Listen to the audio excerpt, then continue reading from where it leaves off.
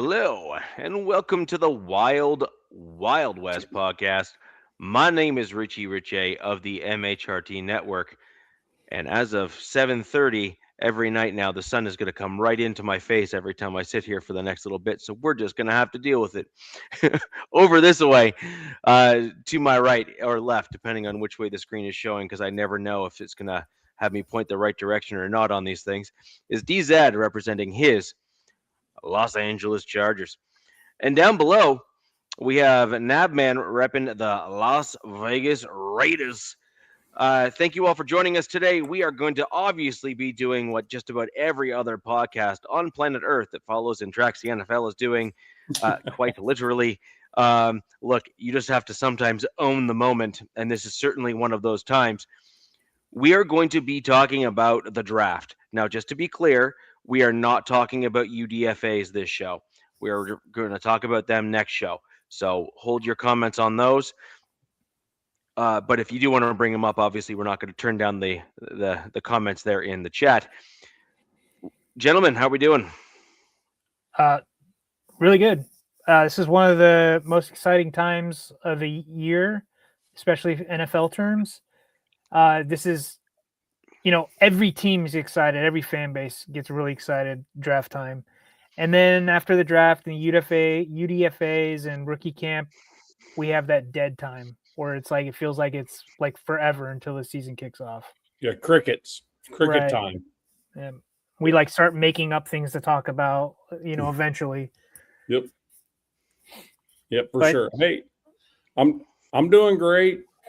Busier than a one-legged man standing on an ice patch. But I will tell you this: buying a house, selling a house in states 5 hours apart from one another. Yeah, it's not easy. No. So I'm just glad I'm here at all, to be honest with you. Plus, new job, busy with that. So, but I'm just glad I'm here, and good to see you guys, man. I have a blast with you guys every time. Yeah, I think all three of our teams did a great job in this draft. I really do. But as busy as I've been, I had to focus on my own. So, Nav, sorry, real quick. Nav just described the employee of the month at the local IHOP. Yeah, that's me. Yeah. That's me, actually. I watched like a sicko. I watched this draft from rounds 1 through 6. Chargers didn't have a 7th round pick. And I was on Spaces on X doing it. And each team in our division, Broncos, Raiders, and Chiefs, got players that I loved. And I'm son of a B. So I felt like every team in the division did really well. All four teams filled the holes where they needed them. Yeah, some of the analysts were a little. Some of the big time analysts were a little rough with the Chargers, and we can get into that as the show goes on. But for me, I'm stoked how this draft went. I'm with you, Richie. Dude, we're all happy. We're ready to rock, man. Let her rip. So we're going to go ahead and obviously we're going to just quickly list each of our draft picks just for the benefit of the fans of the show who are here live and those that are watching us after the fact. But before we do jump into it, ladies and gentlemen, thank you all for joining.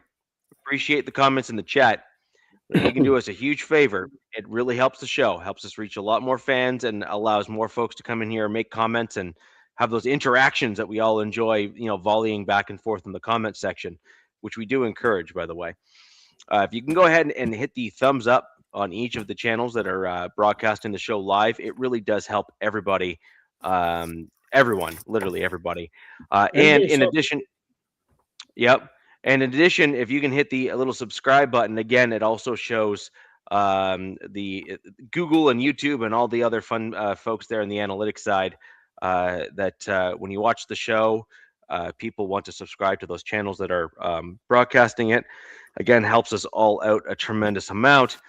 And if you're watching us after the fact, go ahead and leave us a comment in terms of what you thought and what you'd like to talk about next, and we will do our best to respond back to those comments as soon as we can.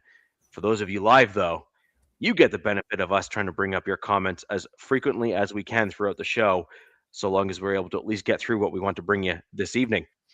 So, on that note, let's get right into it.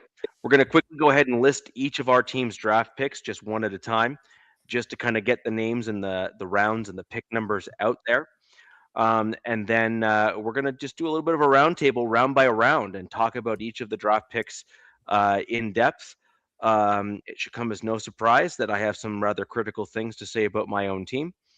That's pretty par for the course. Surprise. And we'll go from there. Let's get right into it. I will start with my Denver Broncos, and we'll throw it over to you, DZ, once I've done. And Nav, we'll close out. Since you started with the draft, you'll close out the show in terms of listing your players. Sure. Sounds about right. Yeah. All right. So Broncos had an interesting draft. We did not pick until round 3. I saw a stat.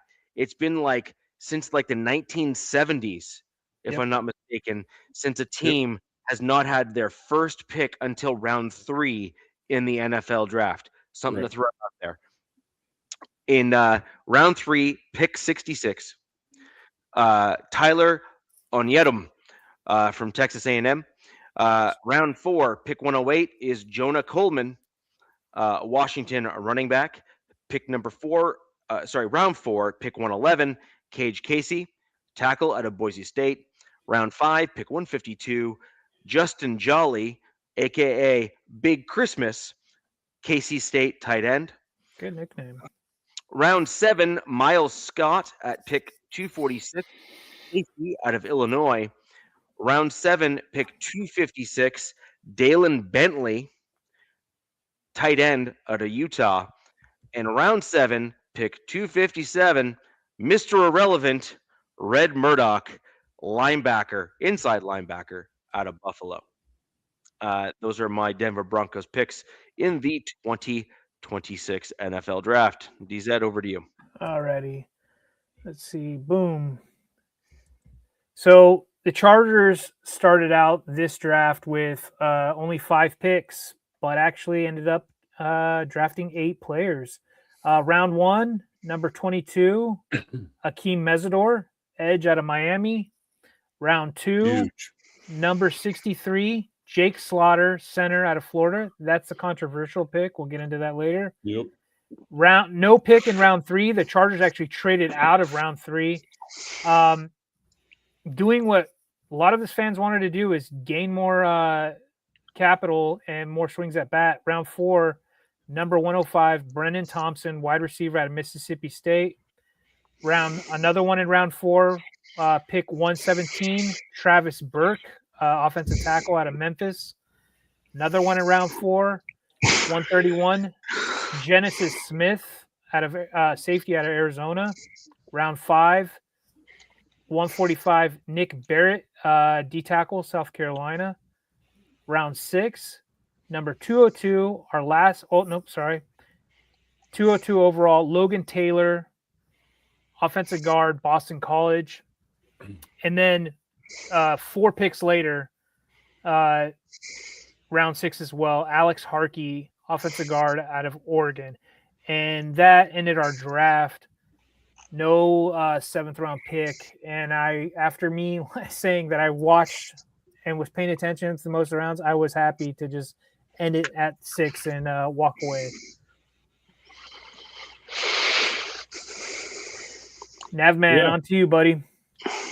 All right. Well, this dude, Alla 9738, absolute freak control, dickhead. Queefers. Just beat it, bro. Nice. Just beat it. Get the fuck out of here. That's a new word. Wait, were we 10 minutes in? Oh, just barely. Wow. Squeak! All right. So just beat it before we do it for you. So anyway, all right. So for the Raiders, the number 1 overall pick was a shocker, absolute shocker. It was Fernando Mendoza out of IU, of course. 38, Tredan Stukes out of Arizona, free safety, which we need. That has been, especially with the 3-4, we're going to have that shutdown dude at free safety. Going to have that guy. Caron Crawford, defensive end out of Auburn, big, massive dude, great. Trezon, a guard, awesome. Gerard McCoy, we'll talk about later. He's a Vol.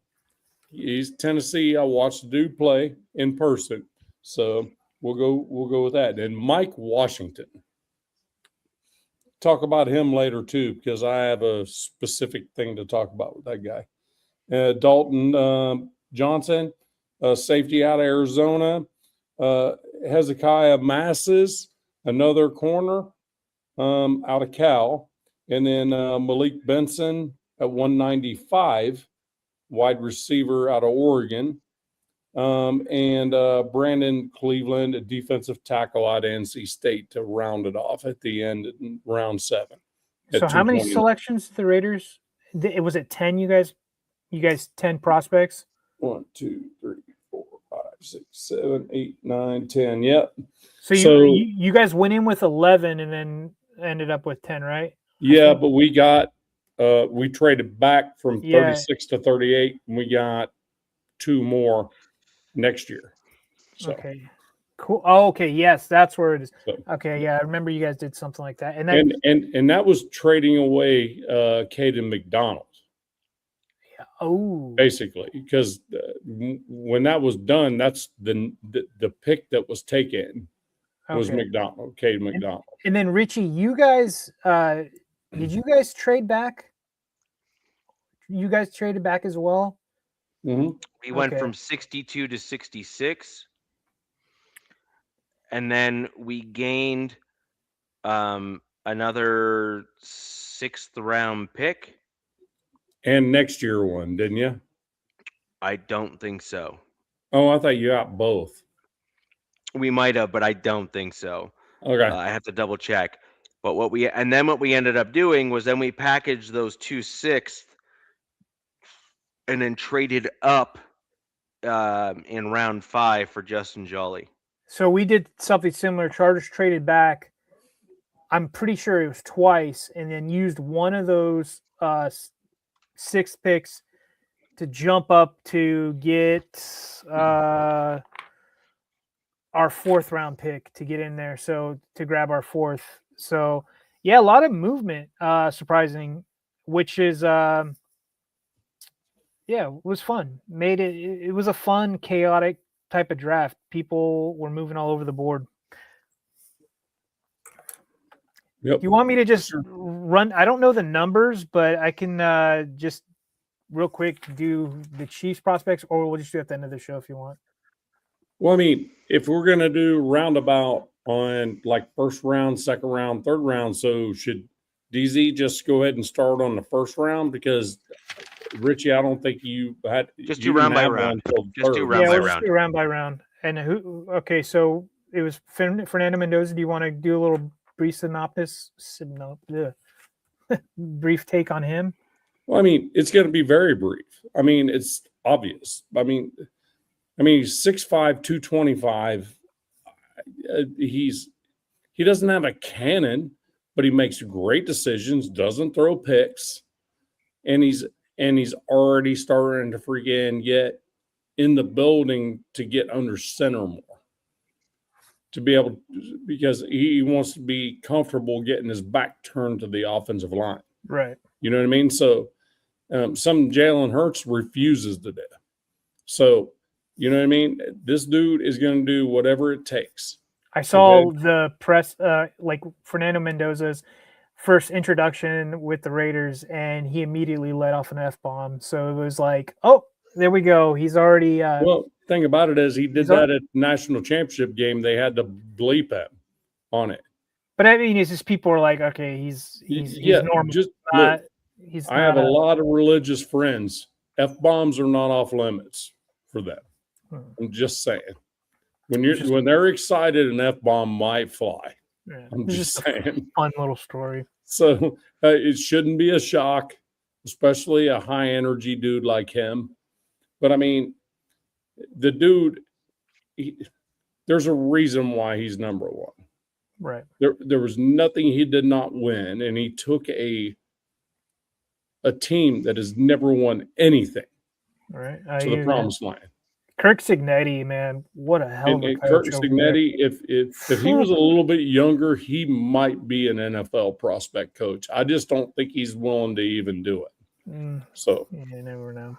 But who's the next pick after the Raiders? The next pick would be 38 in a second. No. Oh, no. We're gonna go round by round, right? Yeah. So that's the first. Okay. For Mendoza. All right. So next in our division would be, is it the Chiefs? That would be the Chiefs, right?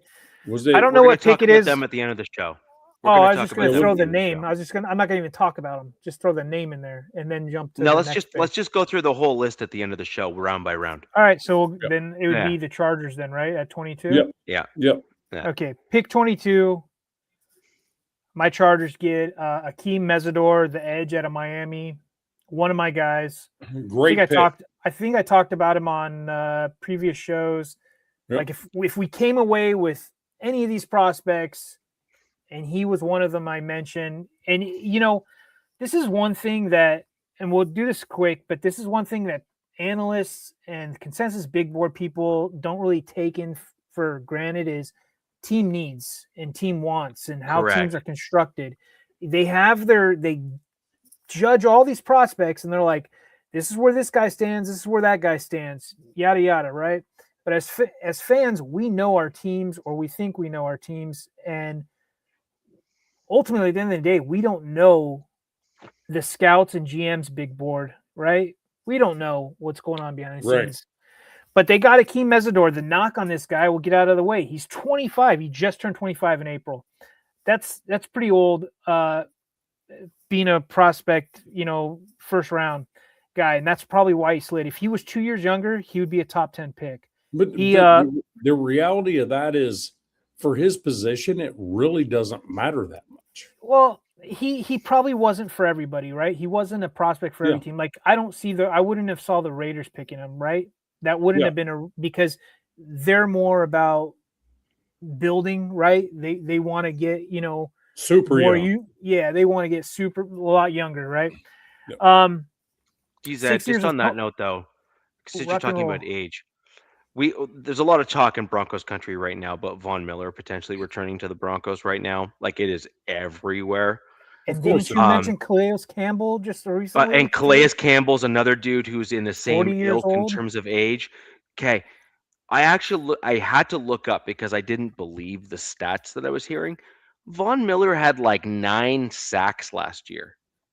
I did not pay attention to him. I didn't even realize that. Dude, I knew Bosa was there too. He's 37 years old. Yeah. He was a freak though. Everybody knew he was a freak. Like, wasn't one of his things like chasing chickens? Like dude, that's just like freak stuff. That was like Rocky Balboa stuff. Wasn't it ducks? It was it was chicken. I don't know. No, it was chickens. Chickens or geese? I couldn't remember. No, he owns a chicken farm. Literally, he owns a chicken farm. Like that is his jam. I've never understood it. It's his thing. Good for him. You do you, my man. Love it. But it's an interest, and he picked up on that in college from one of his college professors, and he just like fell in love with like chicken farming. Right. And it's like cool. Look, chickens stink to high heaven, and I'm like not chicken. about it. I like them, chicken. but I'm just like, you're always checking to see if snakes are jumping out or foxes. I like chicken. I love chicken. Yeah, it's great. Yeah, but the point is, 9 sacks at age 37 is kind of the point. And so if your dude's at 25, like I'm sorry, if he can even come even modestly close to that in his 30s, Vaughn's who cares? Special, though, That's man. fine. Sure. I'm not going to compare him to Vaughn, but I get what you're saying age-wise. But Von Miller did way more than that. He's like a Max Crosby type of guy.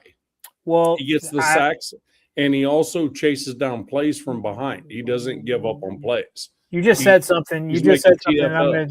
The one thing about yes, that's why I said Rocky Balboa. Good job, Matt. But you said something, Max Crosby. Max Crosby is a big fan of Mesidor. And Mesidor has something. Mesidor is being compared to Max in certain aspects of the motor. He's a high motor guy. Right. He just does. His motor does not shut off. This guy's got a really fun story. He's Canadian. He's actually the highest draft pick from a Canadian-born player like ever at 22 is Akeem Mesidor. He came over his senior year to one of those schools. I think it was something International Atlantic or something in Florida, and it's like a boarding school for sports. And that's FIU. One of those schools. It's on Wikipedia somewhere. Let's see. It was Clearwater Academy International. Yeah. So that's where he came over. He had the ACC's best in sacks last year at 12.5 sacks. He was number 4 in pressures in all of college football last season. He did have a great partner in Ruben Bain, right? Ruben Bain's a stud. So I think Mesidor's better than Bain. He has better stats, but Bain got picked just due to his age. Bain's a lot younger. I think Bain's a problem. Oh, he's gonna be a problem.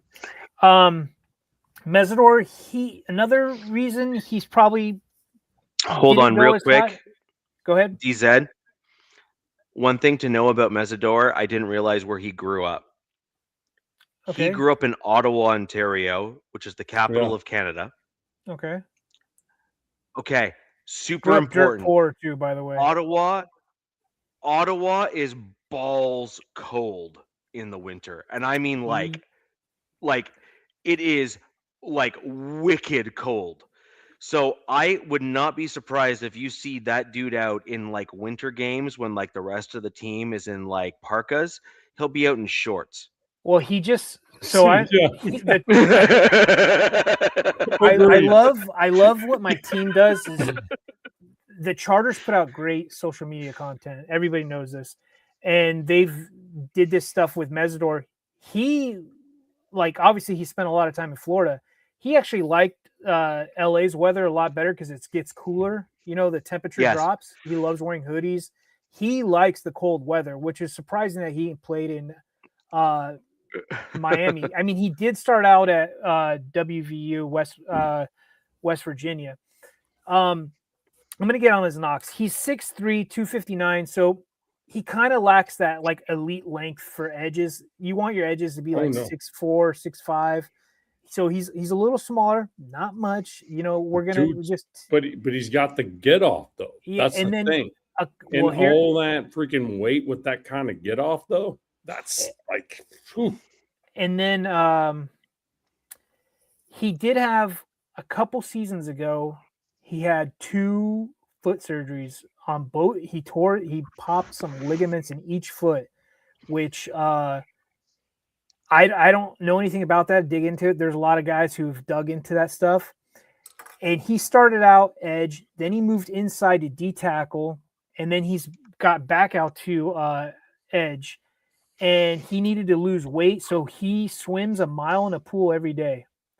So he dropped like crazy amount of weight just by swimming. He was the number 3 edge in true pass set win rate among combine edges at 36.6. The number 1 guy was one of our UDFAs we picked up. So I'm pretty stoked in that. We'll be talking another show. I'm stoked about this guy. He's ready to go. He's not going to have to start. That's the thing. It's Khalil Mack and Tuli are our starters on the edge. This guy is a rotational guy coming in because we lost Odafe Owe to the Commanders for $100 million. And this guy's going to come in and we can hope that he picks up where Odafe left off. But all I'm saying is Mesidor, I thought that dude was a better player overall than Bain ever, to be honest with you. because you don't have the drama to deal with. It's just, I think it's his age is scaring a lot of people, man. It's 25 is to your benefit. Your benefit. And you know what? Right now, the Chargers want to win, right? It's just win now. We're not trying to we don't have a rookie quarterback anymore. Justin Herbert's going into his 7th season. You need to crap or get off the pot, right? You know what I mean? We need to go right now. And he's polished. And one thing before we move on to the next prospect, the thing that's fun about this guy, since he started out as a D tackle, is that he can rush inside against guards, and he does a damn good job at it. And it's pretty cool. I'm stoked on him.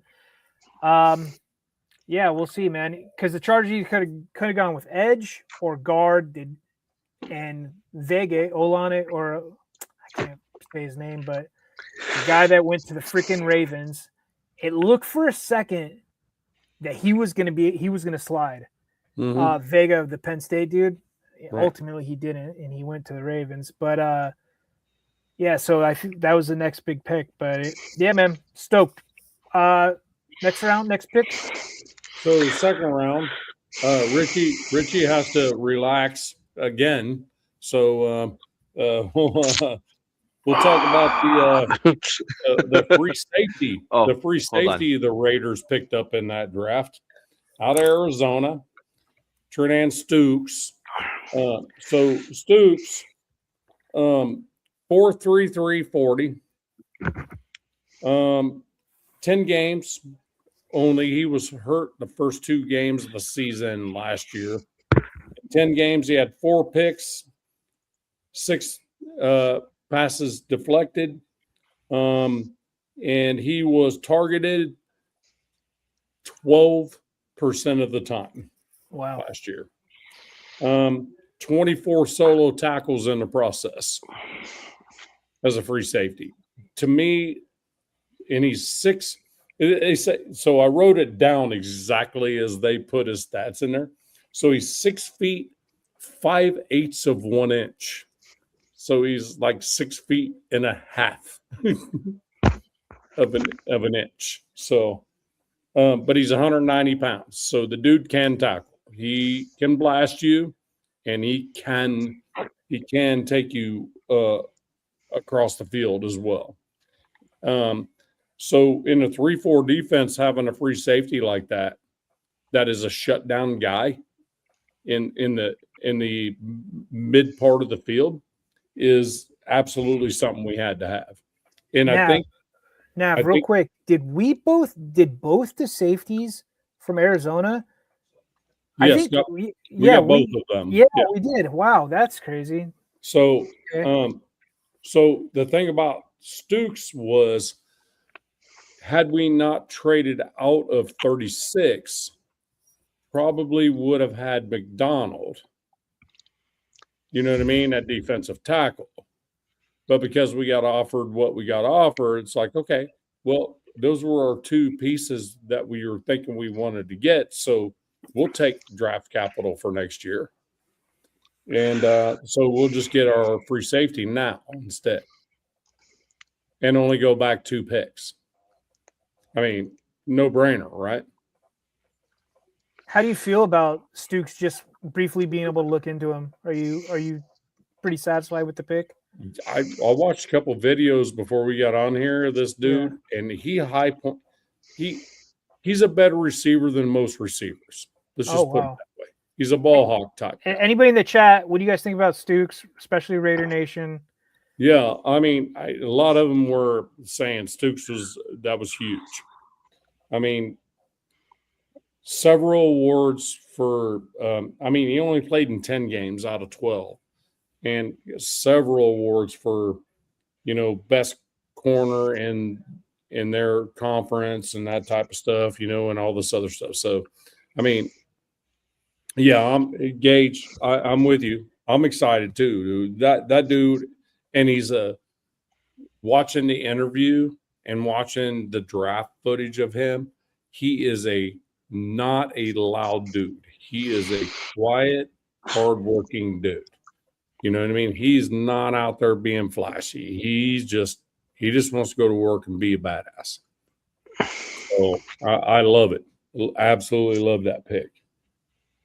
So back to you, DZ, because Richie's dying over here. He's like, can't wait till we get to the third here. All right, I'll get through this now. Round 2, pick 63. The Chargers select, which I mean, I'm on a space with, Charger fans on X, like, we're like, this is a guard, right? We're picking a guard. We're getting a guard. We're getting a guard. And we're watching all the guards fly off the board. And there was a few left. I think Zune, the guys you ended up with, Yep. Pregnon was there. Pregnon was sliding. I don't think Pregnon got picked till like the 3rd round or something. And the Chargers pick surprised all of us. It was Jake Slaughter, the center out of Florida. And that was my guy.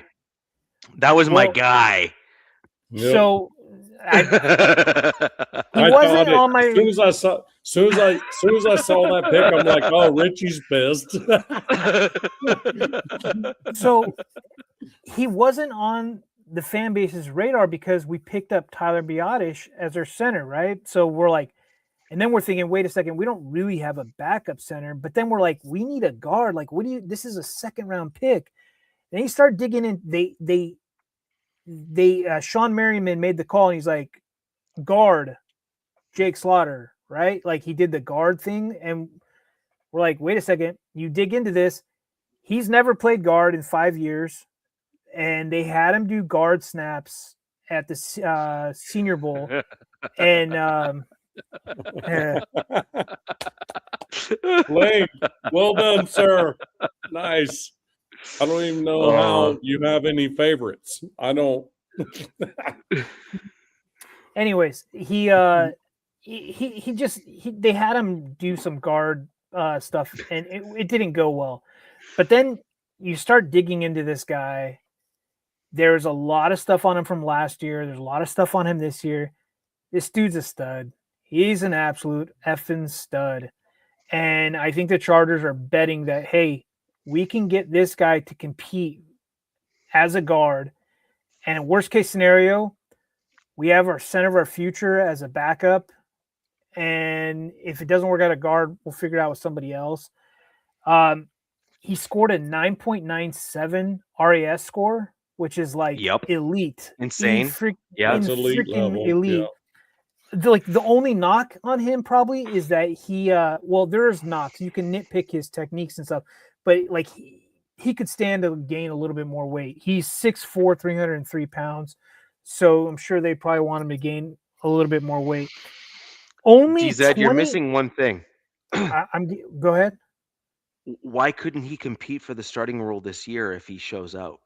Well, that's what we're hoping. But he's never played guard though. No.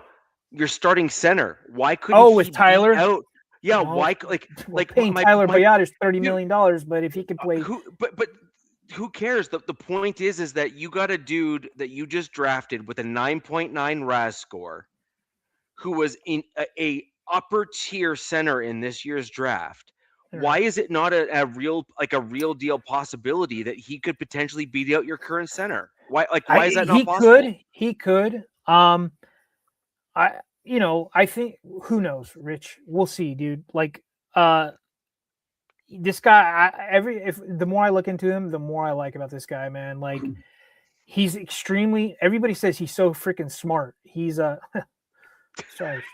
Don. Guys, hey, sorry to interrupt. I'll be back for a moment. My daughter's calling me. Man. I need to take this. And only 22 pressures he's allowed in 3 seasons as a starter. That's 3 seasons. 22 pressures. That's it. As a center. This is my whole point in why I was hyping him pre-draft, right? Like, no, I know. Yeah. He was projected as a top 50 pick. Got him at 63, so right around that. I could see it. Look, dude, this guy's got the pedigree. If he really, they told him on the phone, they're like, hey, man, we see you as a guard and our backup center right now. I got a feeling he's going to be the center of the future, but they're going to let Biotish probably do that. Who knows, Richie? I'm stoked on it, but it was very puzzling for Charger fans to say, why didn't you just get an effing guard right now? And I think Bradley Bozeman gave the fan base and this front office so much effing PTSD that they're like, we're getting another center. And then on top of that, you got a good one though. You got a really good one. They stole it from the Ravens. They stole him from the Ravens. The Ravens, I guess, were like immediately called or texted Ortiz, our GM, and we're like, dude, you got our guy, kind of thing. There's like, so it was a little bit of keep away, right? Like people would be like, well, he was kind of a reach.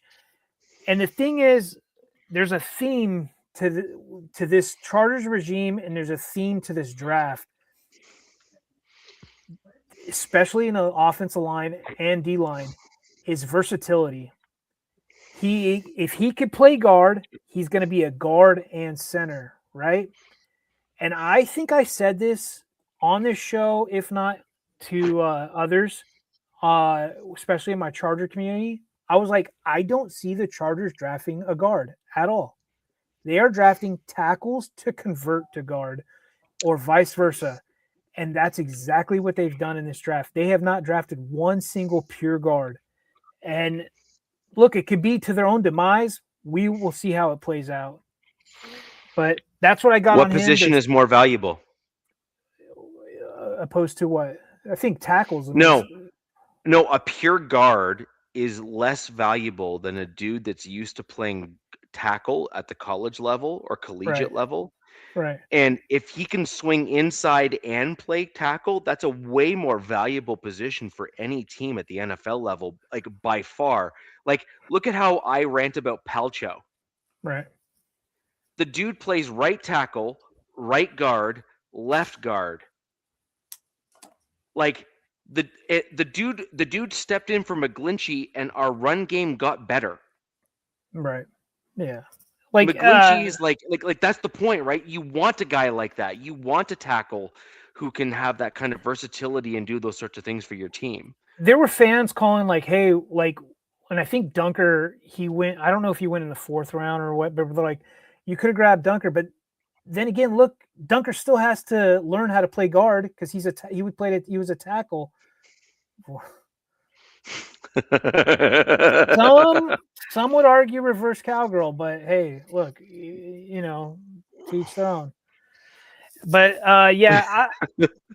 this guy, it's going to be fun to see him compete at left guard. And as I get through the other prospects, he's going to have a lot of other guys to compete with. Mm-hmm. Mm-hmm. I agree. So that was our pick 63, round 2. I think this kicks it over to you, or is it back to Nav? It's back to Nav. To Nav. He's on the phone. Yeah. All right. You good? Yep. Nothing a credit card can't fix. Hang on real quick. Oh, Jesus Christ. This team gives me PTSD, man. Their defense.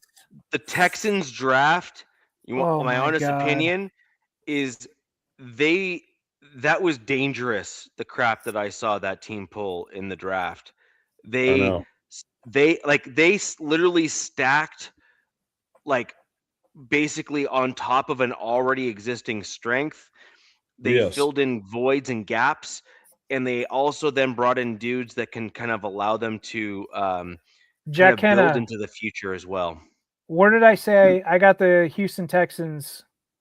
Put it in the chat because I told them where I've got the Houston Texans this year. The Texans, what they're doing on defense there is it's scary. It's insane. Yeah, it's insane. I can't believe they just continue to build on one of the best defenses in the league. It's scary, man. Like it's just unreal. And then what they've brought over an offense, and all you need is upgrade that offensive line, and you need a CJ Stroud bounce back. It's damn it. But yeah, man. Yeah. Legit. They have brought themselves to being like the real potential of being contenders. In my opinion, They were missing a few pieces. Their only piece right now is CJ Stroud had a bit of an off year compared to Yeah. where he was earlier in his career. So the Right. question for the Texans isn't how well did they do in the draft. The draft, I think they absolutely knocked it out the park, in my opinion. yeah. Like I think they freaking Right. killed it. However, the question for the Texans is last season indicative of the new normal for CJ Stroud, or was it an anomaly and he's going to then revert back to where he was earlier in his career? Well, If it's and the latter, the league is in trouble. Like legitimately in trouble, because that dude big time. had one Big hell time. of a career in the early stages there. And if Right. last year was the new normal, then I think the problem with the Texans is that they're going to be in this interesting position where they're going to need to make decisions very quickly on Stroud if they actually want to compete, because they have one hell of a team, and they're the team that could like literally trade the farm to go way the heck up in 27 to try to get their quarterback, because I think they're ready now. And in fact, Agreed. they're not only ready now, they have a young team that's ready now. And I think Yes. that's like the best case scenario for any NFL franchise. That's my rant on the Right. Texans. Like that team's like legit scary. Like Yeah, they legitimately are. scary. That defense is going to be blindingly. I mean, they were one of the best last year. I'm tired of seeing Yeah. them. They've kicked our ass 2 seasons in a row.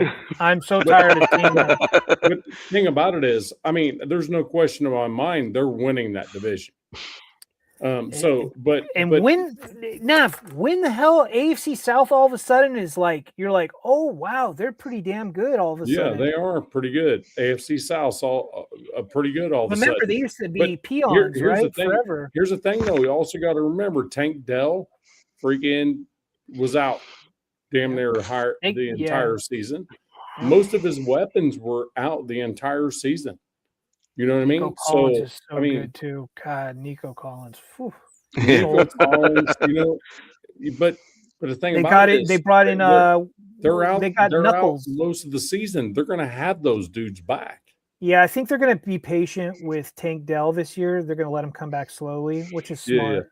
And they got Montgomery down there now too from exactly Detroit. Wow. Yeah. Yeah. So I mean, yeah, I agree with you. That is a dangerous team.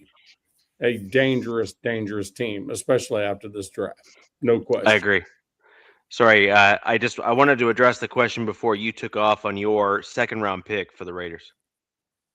Oh, no, second round pick I already did. That was Stoops. Preaching to the choir, Preston. Preaching to the choir. Already talked about Stoops.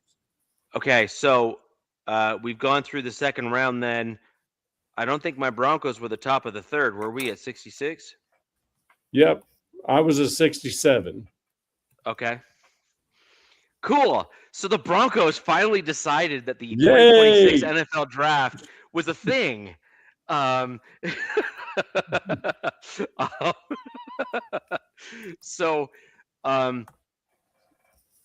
I said earlier, the Denver Broncos had a list of needs, like legitimate needs, like you had to address them in the draft because they did not do so properly in the offseason. And the Broncos actually, if I'm going to be honest, also has a similar list of actual required needs in the 2027 draft.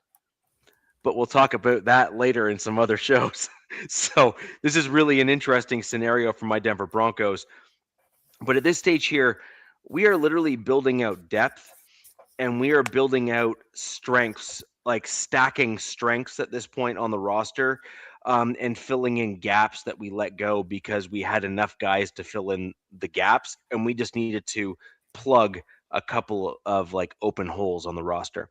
So the interior, this is Tyler Onyedum, pick 66 for my Denver Broncos. He is he's quite the athletic freak, actually, when you watch him on tape. He is basically what I was saying, the two options that my Broncos were going to go down. We were either going to go for the John Franklin Myers replacement, the lighter weight, faster twitch, interior defensive lineman, kind of like what you would typically see from like a defensive end style, Yep. like in terms of that type of mold, or you were going to try to go for like a bigger aggressor in the middle to kind of replace your DJ Jones style, get a guy kind of at like the 310, 320 range kind of deal. And the Denver Broncos went with the John Franklin Myers style of defensive end / defensive tackle. So they stuck with their MO. They went with their MO. They went with their MO. And he's got some super interesting traits. He's got some fast twitch. He's got a combination of strength and speed. He's been able to have an incredible success in the college level in certain areas. Very much reminds me of John Franklin Myers. But the benefit of someone like him is he's coming into a very good, as in better than very good defensive line. I can't see you or the sheet, Nav. You just disappeared when you put it in front of you. But when you look at the way he plays the game and the team that he's coming into, he's got dudes that will help elevate him, like a Zach Allen. He's got other dudes that will help elevate him on the team already, like a DJ Jones. Guys that are veterans that are not necessarily worried about losing their jobs. They got long-term contracts with the team. They've already been paid. So the next thing for these guys at the NFL level is to building a legacy. And if this guy can be the legacy that they leave behind, then that speaks volumes to their character at the NFL level. And that's what they're concerned about at this point for most of them. And the other point is they want to win a Super Bowl. This guy's got long arms, Richie. 34. Yes. Hey, dude, they call it. I haven't looked at him, but I know they say vicious and he's got a spin move. He is. Now, the one knock on him is that he was never meant to go that high. However, this is the big caveat here. Anyone that's pointing at the Denver Broncos for reaching for him as a player in the NFL draft, we need to start looking at some context.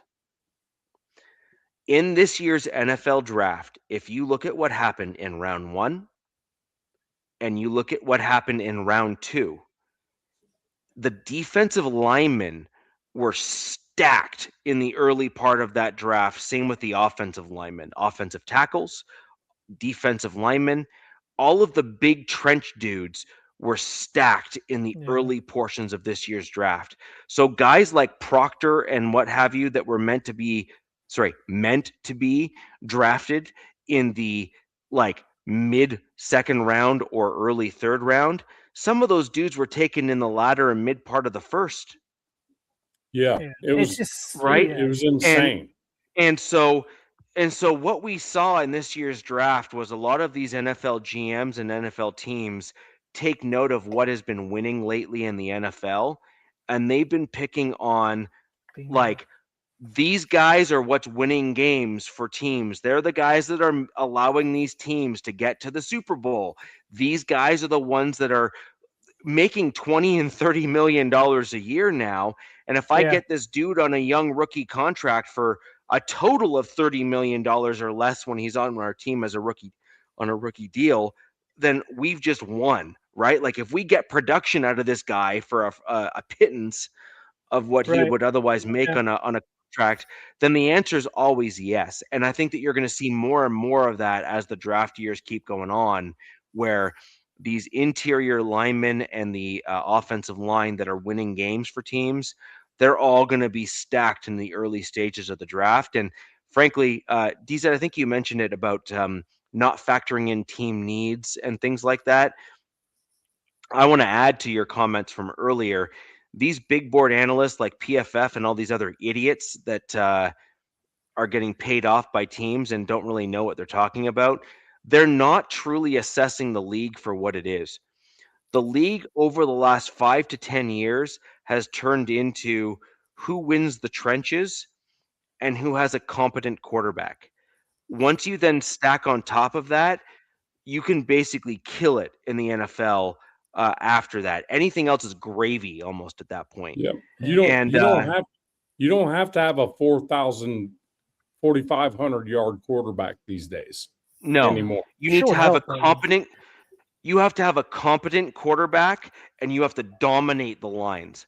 And what the GMs in this year's draft showed you is that every GM, and I mean every GM pretty much, showed that they understand the assignment. They drafted offensive line and they drafted defensive line. And they drafted edge because that's allowing you to get to the quarterback to stop the play on the field. The point is that they're looking for like the next guys to hit, and they're valuing the contract after. So they're looking at the value of the second contract for a lot of these players, and they're saying if I hit on a guy early in the early stage of his draft and I'm saving $20 million, I can get myself to the Super Bowl because that's what every other good team has done thus far. And we're going to see more of that, in my opinion, for the next 4 to 5 years. I think the Chargers did exactly what you said. I'm like thinking about last year's draft real quick, but this year, 6 out of their 8 players were trench players. 6 out of their 8 picks, were trench players. And the Chargers drafted 4 offensive linemen, the most they've done since 1990. So they are doubling down. They've seen enough, and it's the trench game. But I kind of think it's a little bit of an overcorrection from their last year's draft, to be honest with you, and free agency. I disagree. And the reason why I disagree is because the Chargers had every business of being in the Super Bowl. They had here, let's put it this way. If the Chargers did not have the injuries that they did on your offensive line, there is no reason why the Chargers should not have been first in the AFC West. It's a year-to-year league. They went 5-1 last year in the division. They had horrible injuries in the offensive line, and then it pissed poor offensive scheme. Yeah, but that's the point. Is that you would have gotten into the playoffs because your lines, and you had coaching that were able to coach those lines up to maximize their ability. There is no reason why the Chargers should not have been first in the division based on your quality of play. It's a fact. It's a fact. Curse. Like your team just simply cannot figure out how to stay healthy. Nope. And your team has now basically said, fine, we're going to overhaul the dudes that we have on the roster for backups and depth and everything else. Bring in fresh blood that maybe hasn't been tainted by the old regime with the way that they did things. And look, I'm right. That's why you're laughing. I'm laughing. And you're hoping that an overhaul and refresh is going to then bring you guys over the finish line. And I'm going to be honest, I don't think that's a bad strategy. I think it's actually a pretty good strategy. So I'm not even knocking scarred, it. Man. I'm just scarred, and but I agree 100%. I'm like, dude, just get new, fresh dudes. It's a new O-line coach this year as well, like new offensive scheme. Let's get the new stuff going, and hopefully we can escape the curse for a few seasons, because sooner or later it finds you. All right. So first things first, and we'll move on to the next. Go to you and Nav.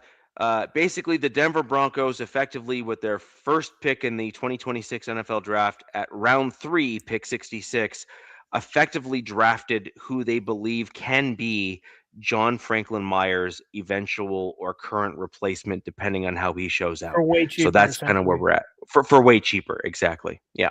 So I think it's Nav. Nav, you're probably next, if I'd have to guess.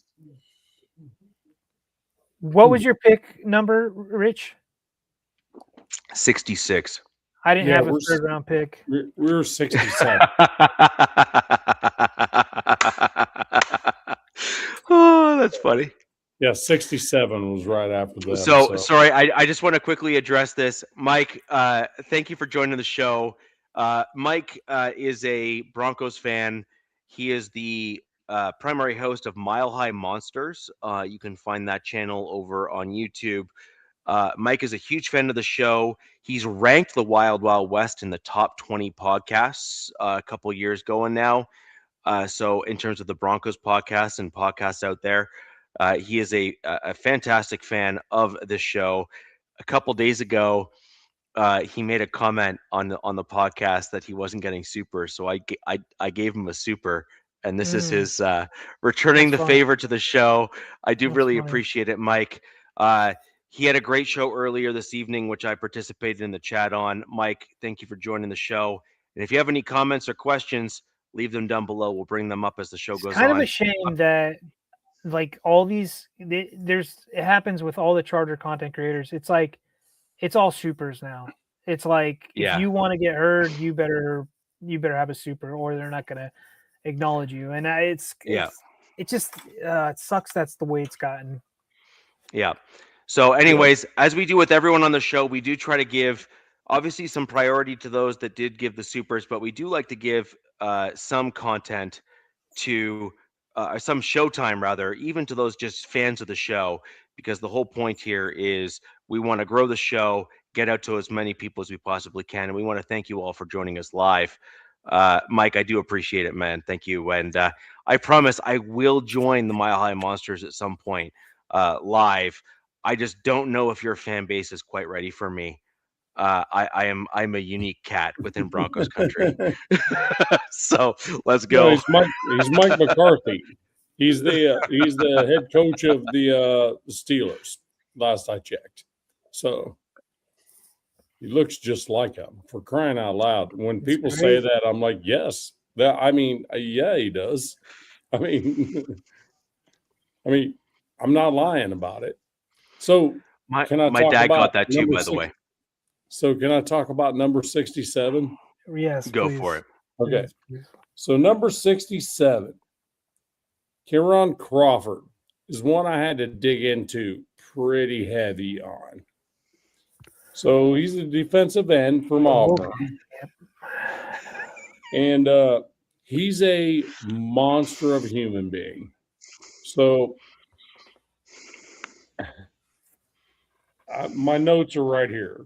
And I do this on paper, guys. I don't do iPod notes and shit.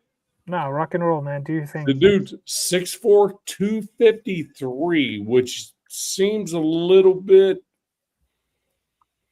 about right for defensive end. But yeah, that seems like a perfect size, to be honest. Right.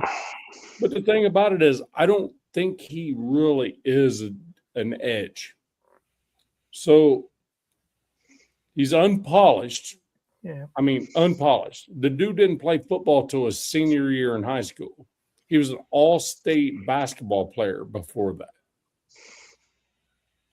So, when I'm watching video of him, he's just twitchy as hell for his size. Yeah, I'm seeing his strengths, Nav. Pretty good stuff. It's he's more of a stand-up linebacker pass rusher than he is an edge, to be honest with you.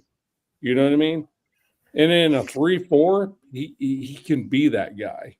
Dude, he's got a 79-inch wingspan. Oh my God. He's massive, dude. Wow. He's a massive human. And what really got me was a couple of videos where I watched him chase down a ball carrier from the other side of the field. His pursuit to the ball is next level, unreal. I was like, oh my God, this dude chases down running backs in the open field. As a dude that size that can chase down running backs in the open field, it blows my mind. So, let's see. Eventually, he could be an edge, but he needs to figure out how not to get locked up by offensive linemen. So the couple videos I watched, he would go up to try to go after a quarterback, and once he got locked up with a tackle or a guard, it was over. He couldn't disengage. So he needs to work on his hands then. He just needs to work on his hands. Yeah. So he needs to either that, or he needs to kind of put a running back mindset in his mind when he's going after the quarterback. You know what I mean? Right. Hit the hole. You know what I mean? Well, he's got some great teachers over there in Vegas to help him out. He's some of his strength I was just reading about is relentless motor. Who does that remind you of? Right? You know. So in the combine, he did 40 reps at 225. Wow. Yeah. Damn. So being he was 6'4" too, benching that 40 reps. Second best. Holy crap. See, Dude, this I like this comment. Yeah. I agree with this for sure. Like Max Crosby was never a super high draft pick, and he learned the technique to then become elite at the NFL level. His and motor carried him. Exactly. Yep. His motor carried him while he could fill in. Max, Max reminds me, and fake it till you make it.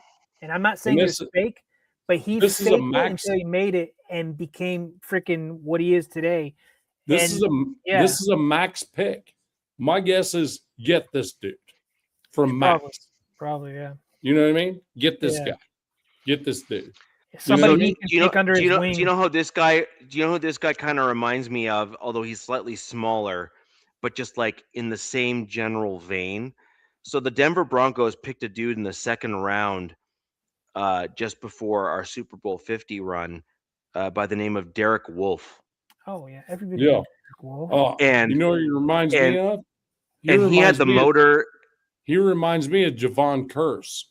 Yeah, but the point though is that he had the motor and the drive, was lacking some of the technique stuff coming out of college, but had the team around him to help learn those skills that he was deficient in. Well, Max Crosby is right there to help this dude out, to have him learn those deficient skills. And like, let's be real, Max Crosby's not sitting there worried about whether or not he's going to have like a job or not, right? Like he's not concerned about that kind of stuff. And how many times we've talked about this at nauseum, especially with our Raiders host. Max didn't have anybody to lean on when he got it, when he got to the Raiders, right? So like Max is gonna be like, all right, dude, like I'm gonna show he's gonna be able to take this guy under his wing. I'm sure like he did with other guys. I'm sure he tried it with Tyree, before did his stuff. And he's got Kuntz there too. Kuntz is another wily vet as well. So yeah. Would he pay? Maybe even picks up. This reminds me of something. Mesidor is 25. He said that he was even picking Ruben Baines, stealing moves off of Ruben Bain, who is like 3 years younger than him, right? Like he was like a senior and Bain was like a freshman, and he was like, whoa, dude, you're doing something, and he's picking off it. So it's if he picks up the hand fighting nav, stuff like that to disengage, it's huge, massive. Yeah, I agree. I love that pick, and I think it was a steal. I think that was a steal at 67, to be honest with you. So who's next?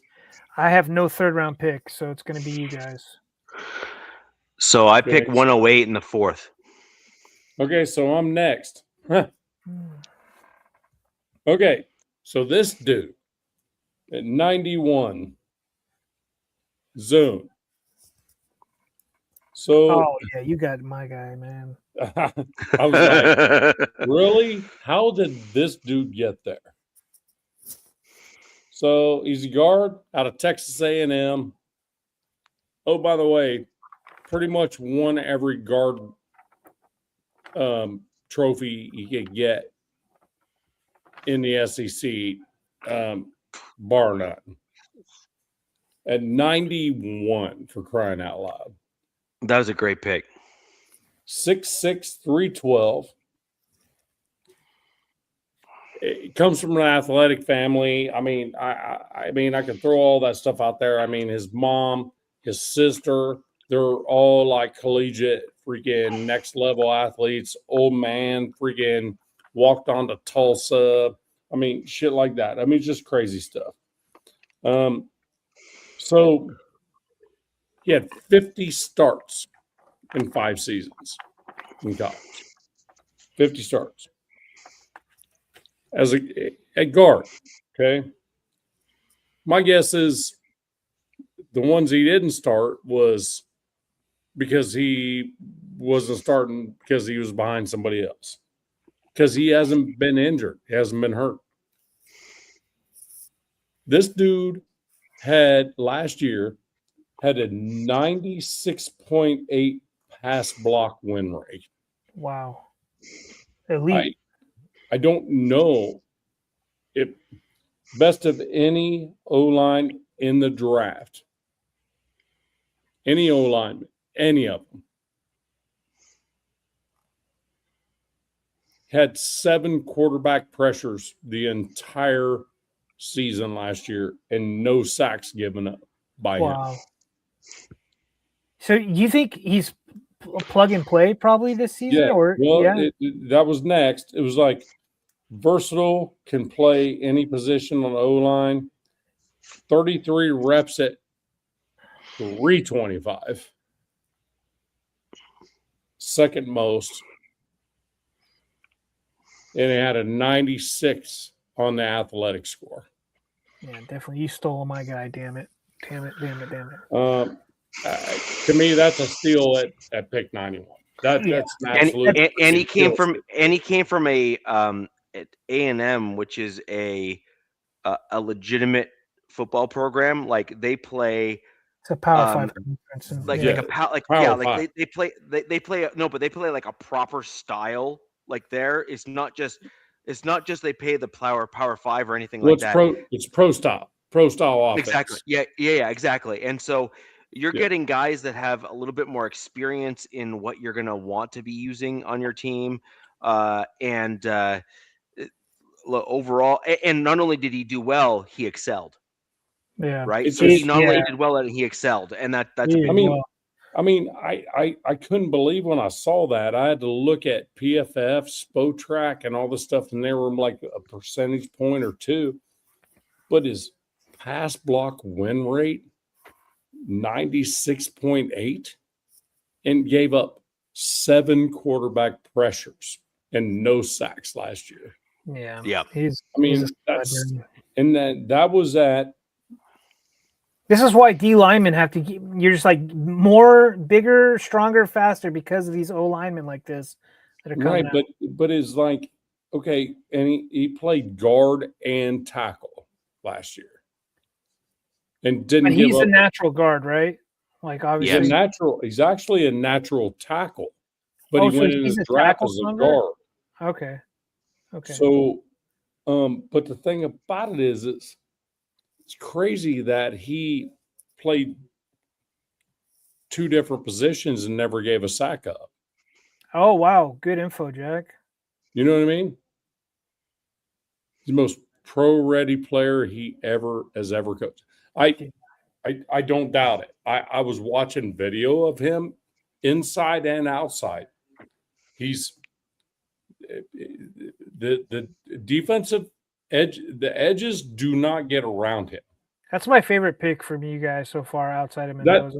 To be honest with you, that's the steal of the draft for us. He's right dude. That's the steal of the draft. Nav, I actually think your next pick is the next in line out of all of us as well. You're at pick 101. Number? Okay, 101. Yeah. No shit. Okay. So yeah, I had to turn my paper over. Hold on. Don't worry, I got paper too, doing the same thing. I got like 3. Right. So this is this is Jermon McCoy. Okay. Corner. Jesus Christ. Yep. Let me explain to you something. So I lived in Tennessee since 2018.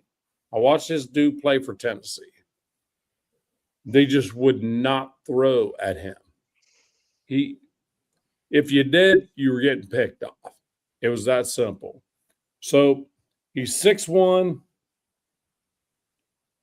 and about 193, and he is a shutdown corner, an absolute shutdown corner.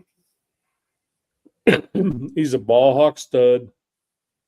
He was a ball shutdown corner until the injury. He had an ACL. He was out all year last year. To me, steal at 101, no doubt. Injury ACL last year, it was brutal. It was bad. That ACL, I saw it happen. It was terrible. He's been on commercials saying I'm still doing the work stuff down locally in Tennessee, and he can be a wide receiver. He's kind of like a Travis Hunter kind of clone, and he had like 780 yards receiving in 2024 as a wide receiver. So if nothing else, he's a special teams value. But at worst, I mean, Mendoza and a dude like this, I mean, he's a possession receiver with a lot of speed. We were hoping that this kid made it a few more picks, dude. So get this stuff. Get this. So ACL took him out last year. He went to the combine. He went to the combine and ran a 4.3740 while he was still rehabbing from that ACL. Yep. So he's a freak, man. He's a freak. It's not that ACL knee anymore, Nav. Everybody's worried about his other knee with that whatever's going on with his other knee. So you're saying he's slow? I mean, I'm saying he can get nothing but faster. I mean, it's like, pitchers, they get that Tommy John surgery and they actually end up being better pitchers after they recover from it because they have a little bit more snapback.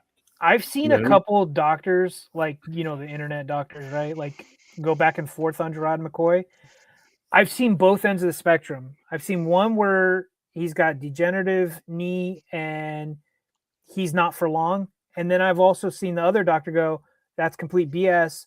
I do these surgeries all the time, and he's going to be perfectly fine with this type of surgery. Right. And we'll just repair the bone plug, and he'll be fine. He ran a 4.37 at the combine. Well, it's not that he can. It's about his length. How long? Lateral. It's lateral stuff. Yeah, it's like how long can he do this for, though? Well, that's a valid concern, though. I need 5 years. That's all I need. No, but that's a valid concern of how long can you keep this up without having to have some kind of repair done.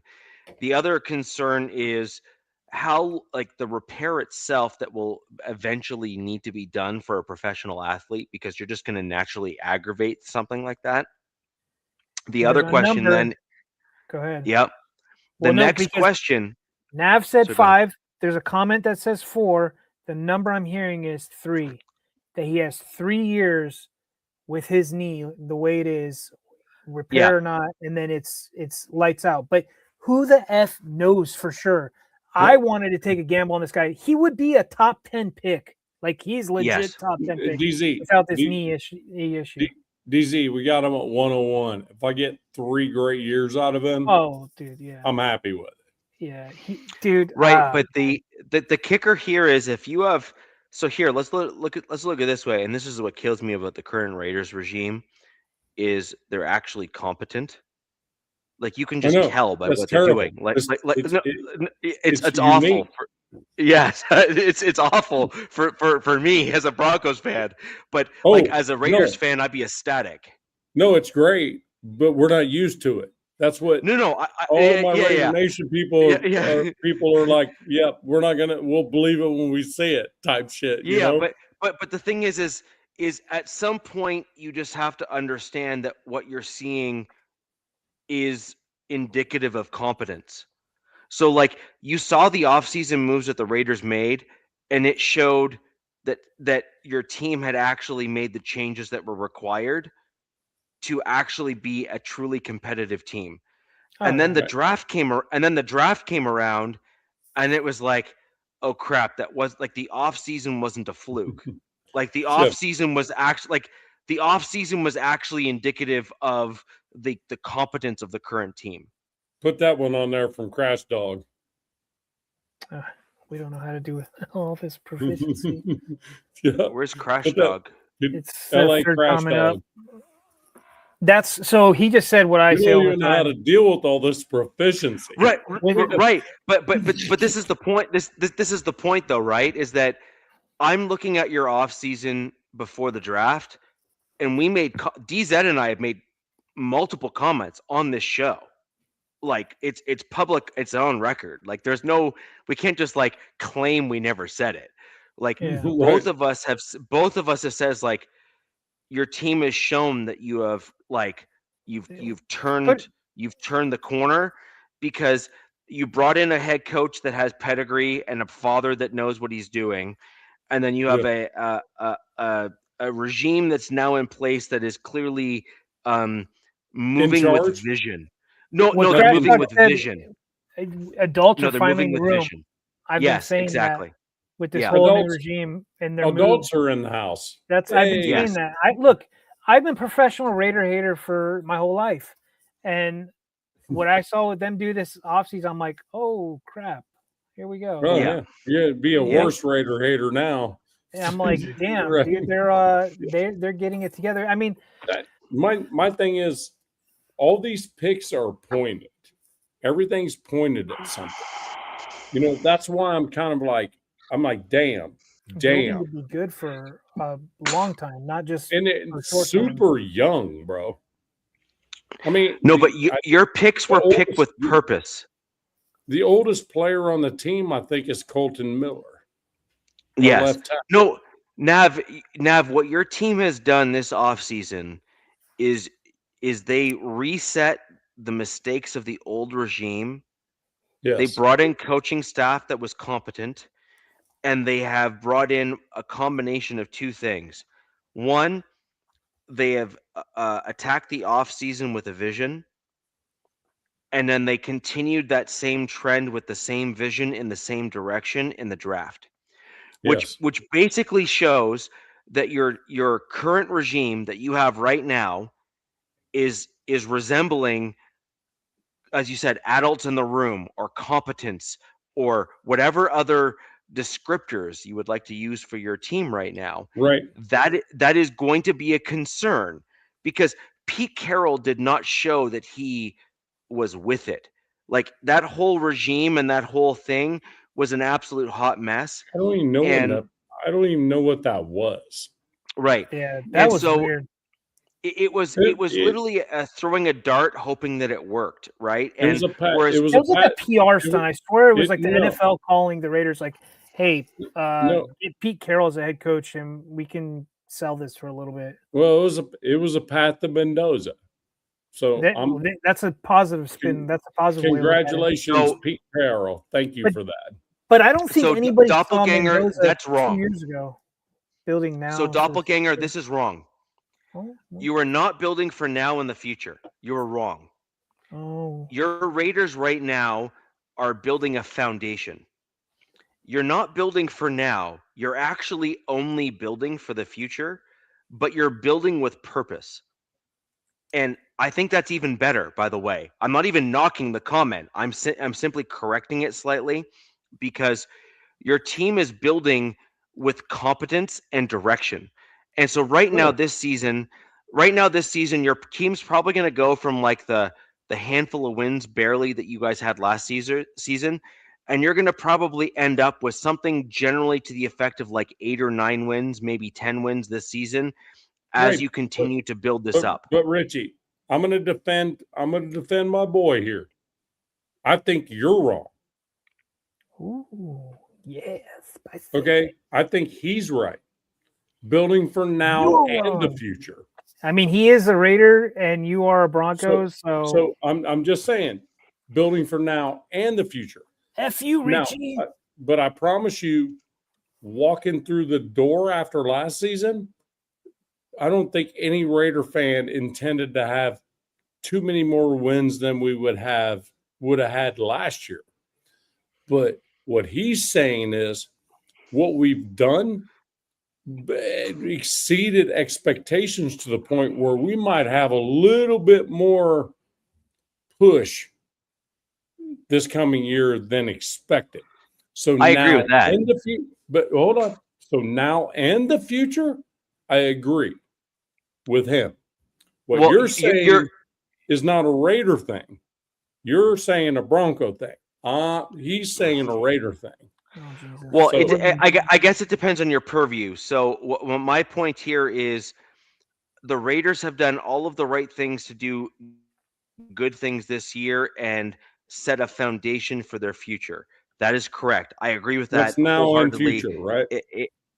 Right, but you're not necessarily building to get to the Super Bowl this year. Although No. if Mendoza goes off on this like crazy spree, I mean the Raiders could like literally shock the league and end Yeah, but up is he even doing starting? some It's crazy probably things. Kirk Cousins that is starting. Well, Kirk Cousins is the current plan to start, but at some point, like here, I'll use as much as Raiders fans probably don't want to hear this. I'll use what happened with the Seattle Seahawks and Pete Carroll.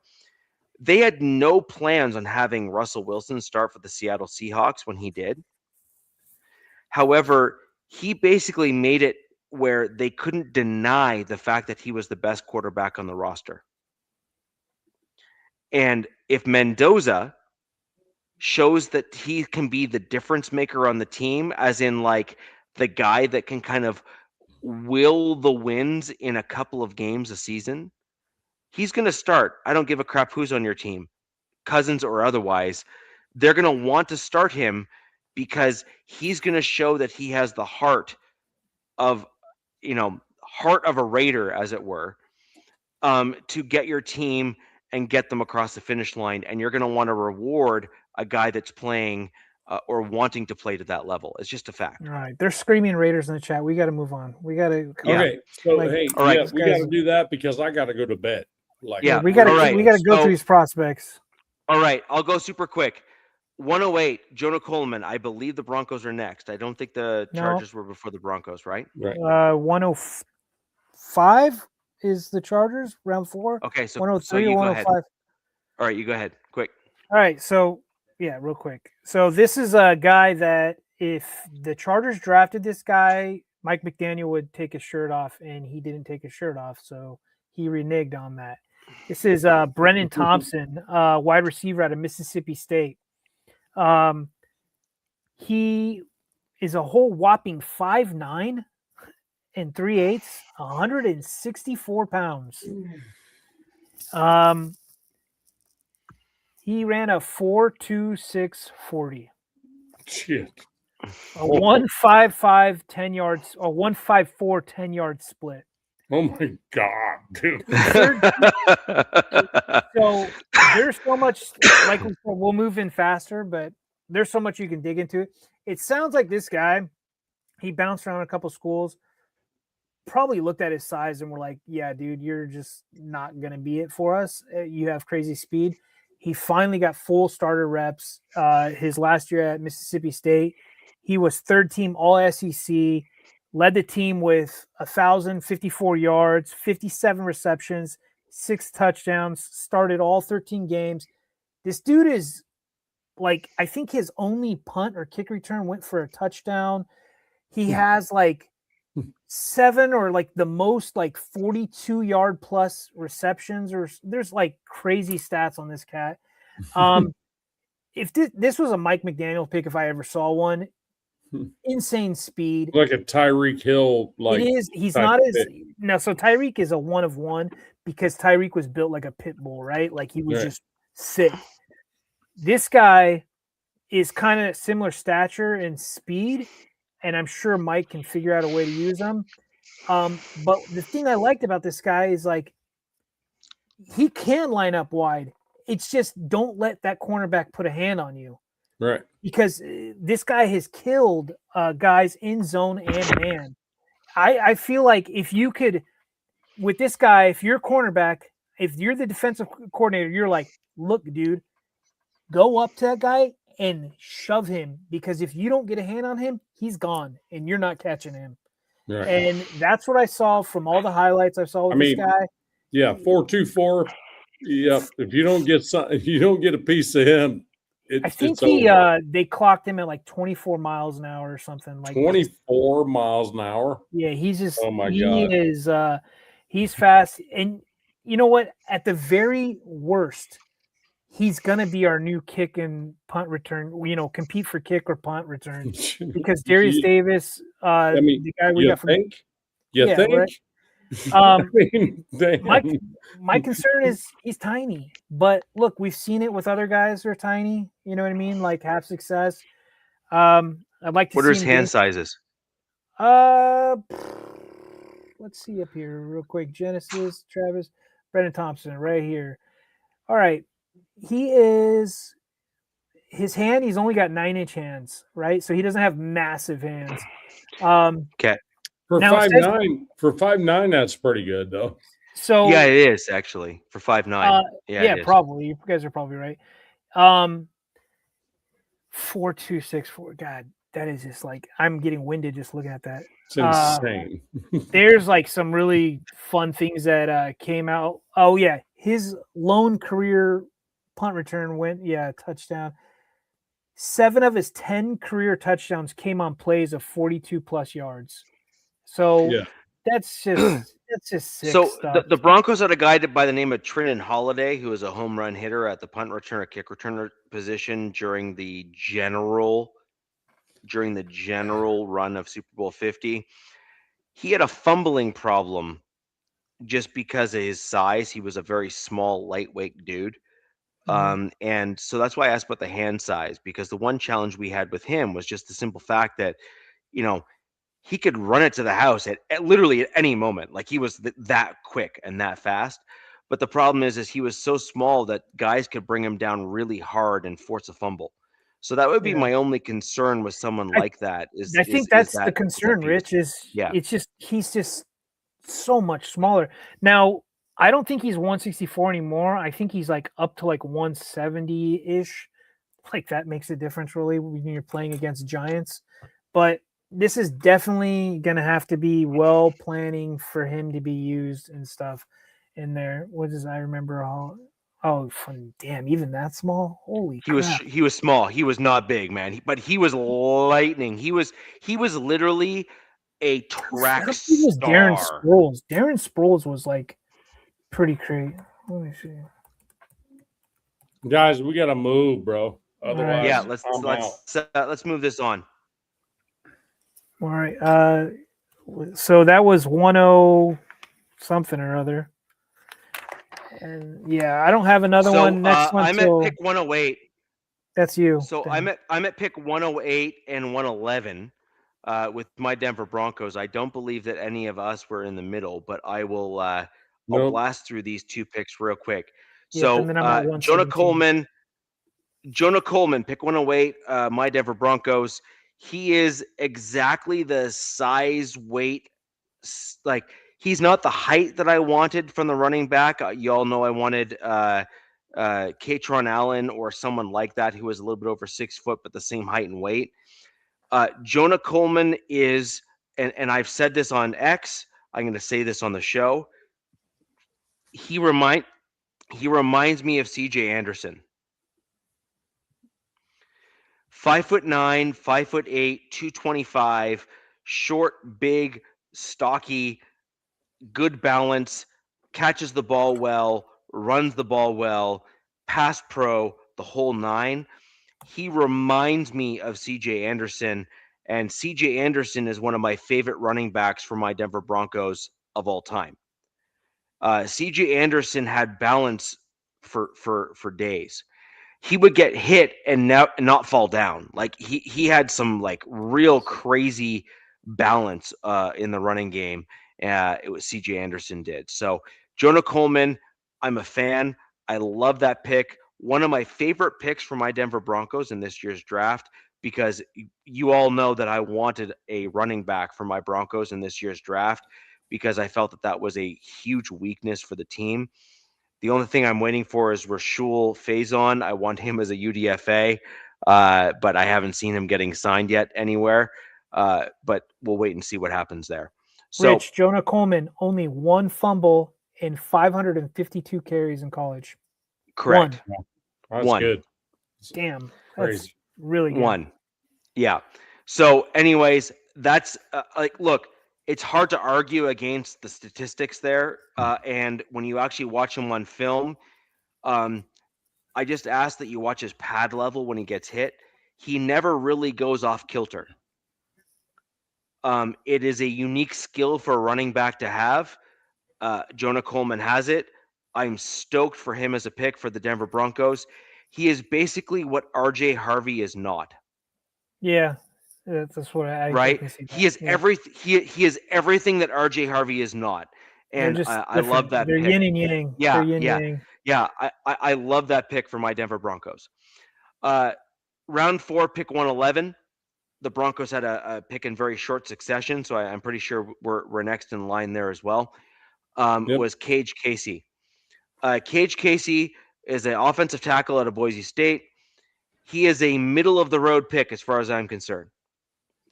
I think we could have done much better with that pick. I think we could have got other dudes at that pick. In my opinion, there was other guys that were on the board that I liked better. Frankly, I kind of liked your UDFA guy that you got, actually, Isaiah Worlds. Yeah. As a better pick at round 4, pick 111. I also liked a couple other guys that were there still on the board at pick 111 as offensive tackles. But my Denver Broncos view him as likely a guard, kind of like a Palcho replacement, now that Palcho is probably going to be worked into the starting lineup. And long and the short of it is, I think they picked him up because I think they thought that he was going to get picked up by another team. However, I don't think that he was the best tackle that my team picked up in this offseason. We will talk about that next show. Fun thing on that guy is they call him cerebral, very football smart, very IQ smart. This Cage Casey, the guy I'm talking about. Yeah, 100%. We got another guy on the UDFA side that is even smarter than he is in terms of football IQ. And also mental maturity. We'll talk about him next show. But anyways, Cage Casey, not my favorite pick. However, you're not going to hear me complaining about bolstering the offensive line. Right? Who what pick number was that one? 111. Nav, do you have anything before 117? Nope. Okay, we're moving along, Nav. I know you gotta go for it. You got it early. 117 Chargers pick, round 4, Travis Burke. So they follow right up after the Broncos with a tackle, Travis Burke, which I'm really surprised. My guy, by the way. Why the Broncos didn't get this guy, but who knows? To each their own, right? He was a tackle out of Memphis. I think he only played at Memphis 1 year. I think he jumped around. He was the second tallest player at the combine. He's essentially 6'9". That's crazy. Fluctuates between he's taller. So Joe Alt was the tallest guy on our team. This guy beats out Joel by a quarter inch.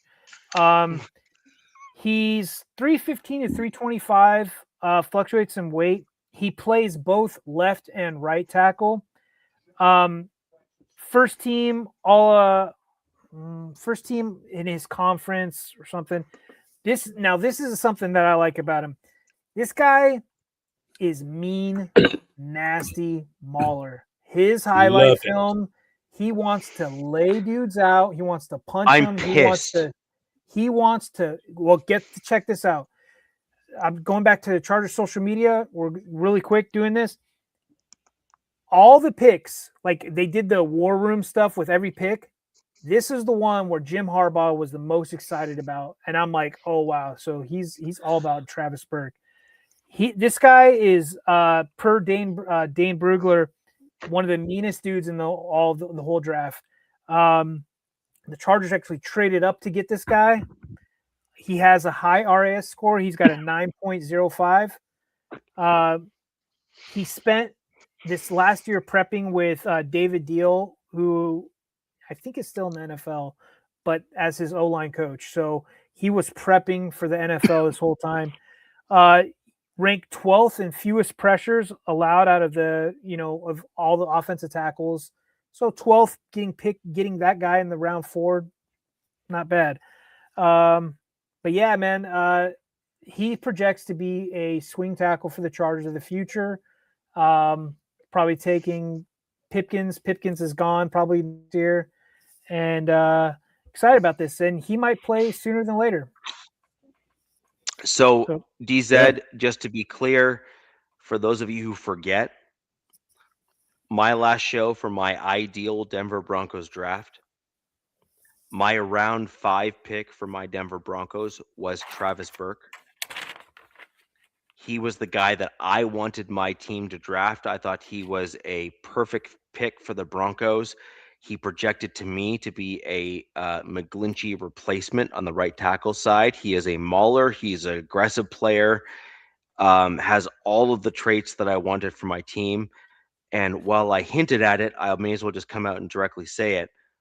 Why on God's green earth did you pick Cage Casey over Travis Burke for my Denver Broncos, knowing that McGlinchey is coming into effectively an out year at the end of this year, when you could have him sit behind and learn from a dude that is similarly sized, actually, because McGlinchey's quite tall. Yeah. And learn in the room from a guy with similar technique and similar limitations and/or hurdles to overcome at the NFL level. I never understood the Cage Casey over Travis Burke pick for my Denver Broncos, but that's me. I'm looking for run blocking first on my team because I am a firm believer that pass pro can be taught. Run blocking is a mentality, and you either have it or you don't. And I've heard it from multiple linemen, including a guy that I actually respect, and that's Mark Schlereth. From the Denver Broncos. Yep. He has mentioned that over and over again that it's a mentality. You either have it or you don't, and I completely agree. Nav, I think you are next in the 4th round for your pick. Yep. Hey, look. Hey, guys, I'm gonna blaze through the rest of them because I got to go to bed. Go for it. Yeah, that's fine. Okay. All right. So this one right here, I really like. 122, Mike Washington. Yeah. So I literally was at the combine. Hell of a pick. I cannot believe this dude is there. I could not believe he was even there. So,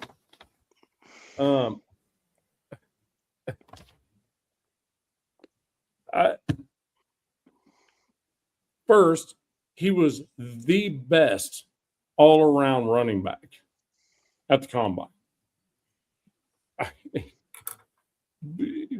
Tore Jeremiah Love apart in every facet of everything. Vertical, jump, split, everything. Blew his doors off out of Arkansas, right? And he's a big-bodied bruiser type of running back. Oh, yeah, 6'1", 223. Wow. 6'1", 225, 223, something like that. Wow. Yep. Let's see. Yeah, 6'1", 223, runs a 4.3, 340. Damn. Yes, that's what he ran at the combine. It was dang near a running back record. I mean, he won. He was pissed because he wanted a 4.27. Dude, the knock on him is stupid. His knock is ball security, and it's like 5 fumbles. There's no knocks. Well, I'm looking at it. Right, I'm looking at some stuff. That's his only knock I'm seeing, and I'm like, that's a dumb knock. Ball security. I mean, it's not dumb, but I'm like, he's a bruiser though. Why did this guy slide? Is it just? I don't know. I'm trying to figure out why, but fumble percentage. What? Look, guys, I was at the combine watching this dude. No, he was fumble percentage. Absolutely. That's why he slid? Just because of that? Percentage? If you look at the number of carries that he had, versus the fumble percentage that he has, it is not good. It's 10 recorded fumbles over 5-year college career. 10 fumbles in 5 years. Yeah, I'm not tripping over that.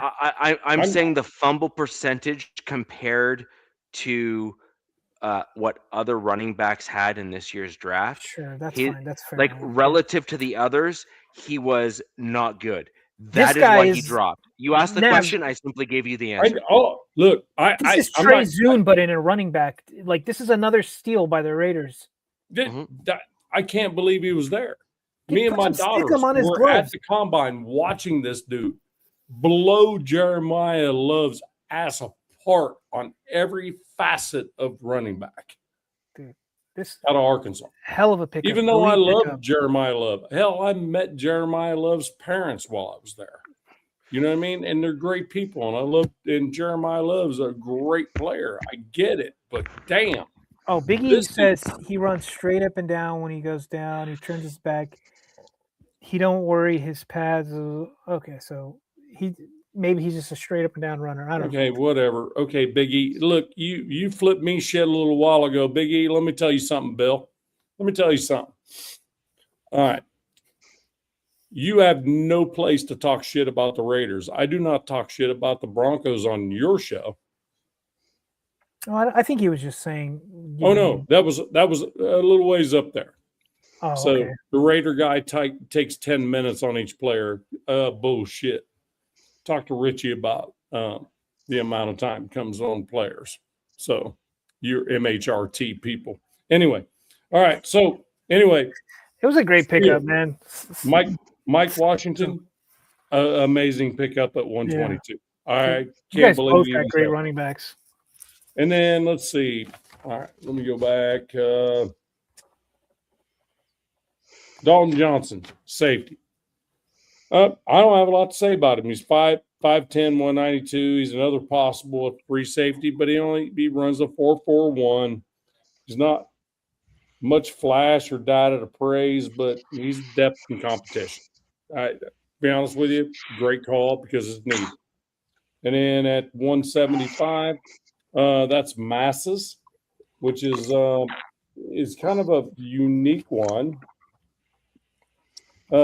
Hezekiah Masses. Nobody seems to be able to. That's a heck of a name, dude. Hezekiah. Hezekiah Masses. Did he leave the Mennonites or something? Did he like? Right. Same as like Johnson, but more depth in the D-backs. You know, at that level, 175. I'm all good with it. That's competition. This is what it is. Getting bodies in the building, man. Right. You need now 195 is a little bit interesting for me. Malik Benson. Let's see. Malik Benson is out of. Hold on. Sorry, I'm looking at. I'll try to help you out here. He's out of Oregon. 6'1", 189. Obviously, a slot receiver at that size could be possibly an outside X or something like that. 4.37 40. I mean, the dude can run. His split times were freaking next level, which tells me that's a slot receiver. So this is Washington, by the way. Huh? This comment about Washington, by the way, just as an FYI. Fumble issues, can't block is a one cut. Yeah, but with Genty there, we just need a bruiser to freaking go blast the freaking middle of the freaking. Nav, this Benson guy, speed sleeper. He's got 5 of his 6 touchdowns in Oregon were plays of 40 yards or more. 40. So he's kind of like the Brennan Thompson guy, like the Chargers drafted. So, and most of those were like in a slot, cut in deep post. A lot of those were. Yeah, so he's a speedster. Yeah. So then we had, it's a sleeper one. Oh, so this guy's probably going to be your compete for special teams on your team right away. Well, yeah, because he can move. Yeah, Luke can move. Yeah, it's a hell of a pickup. I mean, and I even put it on. It's a steal at round 6. Oh, Jack already put it on there. And then Brandon Cleveland out of NC State. So he's a defensive tackle, 6'3", 307. He's a born and bred nose tackle. To be honest with you, just for the NFL, he's just going to need to put a little bit more. He's going to need to eat some more McDonald's. Yep. There you go. Yeah. I was going to say he needs a few extra burgers in his diet, as it were. But think about a dude that's a natural nose tackle that can run a blender. You can get the liquid calories. Oh yeah, there you go. Think about a natural nose tackle that can run a 5.1240. No thanks. I'm like, damn, that's Those are the guys you hire as security guards. I said a 5.1240 for a nose tackle at, 6'3", 307, and you're running 5.1240. That's kind of freaking freakish, isn't it? Yes. That's, but the potential is there. It's a good pick at 7. I think it's a good pick at 7. Just add another piece in the trenches on the defensive side. So, and Big E. Nav, just as an aside, on that. I just wanted to give Big E something right here. I did not spend 10 minutes on every player. I spent all that time on the rest. He says he wants to bust your effing balls. And I'll tell you what, Big E knows better. He should the hoof of a donkey. He shouldn't be fucking with me. He knows better. So, Nav, just as an aside, just to kind of highlight some things there.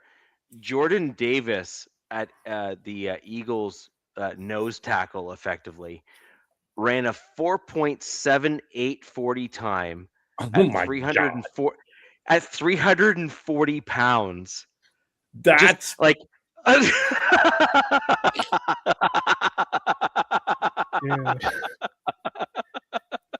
just like I sorry, you mentioned like a natural nose tackle. Just like Jordan Davis is like definitionally a freak.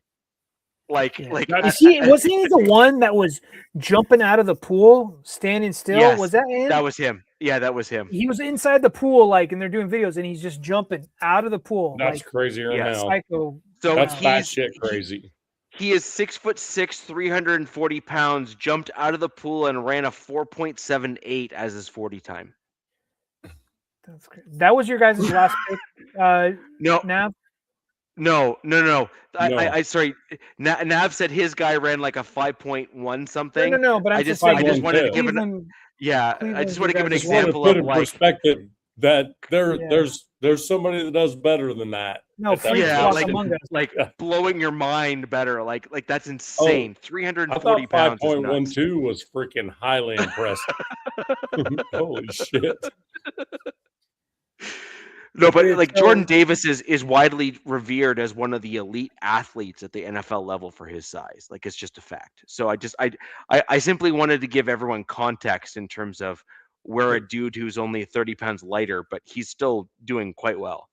Nav, my favorite picks for you guys is Zune and the running back Washington. Yeah. Those are by far my two favorite picks for the Raiders. I think they were steals. I don't give a shit that if Mike runs up and down. Mendoza was a given. That was happening. Right. I don't even like count that.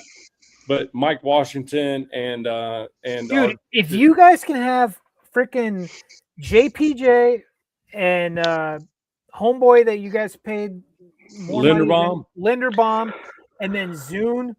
Oh God! Oh my God! And then they have Tossie, Grant, or Rogers, or Glaze. Get Glaze and Colton Miller. Grant. Offensive line's okay. You got Tossie as well. Well, we'll see how that develops. I think Grant takes Glaze's spot. God, I think Grant will take Glaze's spot. Yeah, Glaze. Grant, you look at his stats last year; he was horrible. Grant got better last year. Your interior O line is going to be effing nasty. That's going to be nasty interior offensive line. Yeah. JPJ and Linderbaum are both nasty players to begin with. Yeah. And them side by side is going to be even worse. Dude, Genty plus this guy. Oh God. Yeah, Mike Washington split back. That's just stupid. I'm getting freaking Gruden like 2001-2 vibes right now, and it's pissing me off. Hey, I just want to give Big E something because I know who his favorite Broncos player is. So can I give him something real quick? Real quick before I bail out of here. All right, see this? Let me make a 7 out of it.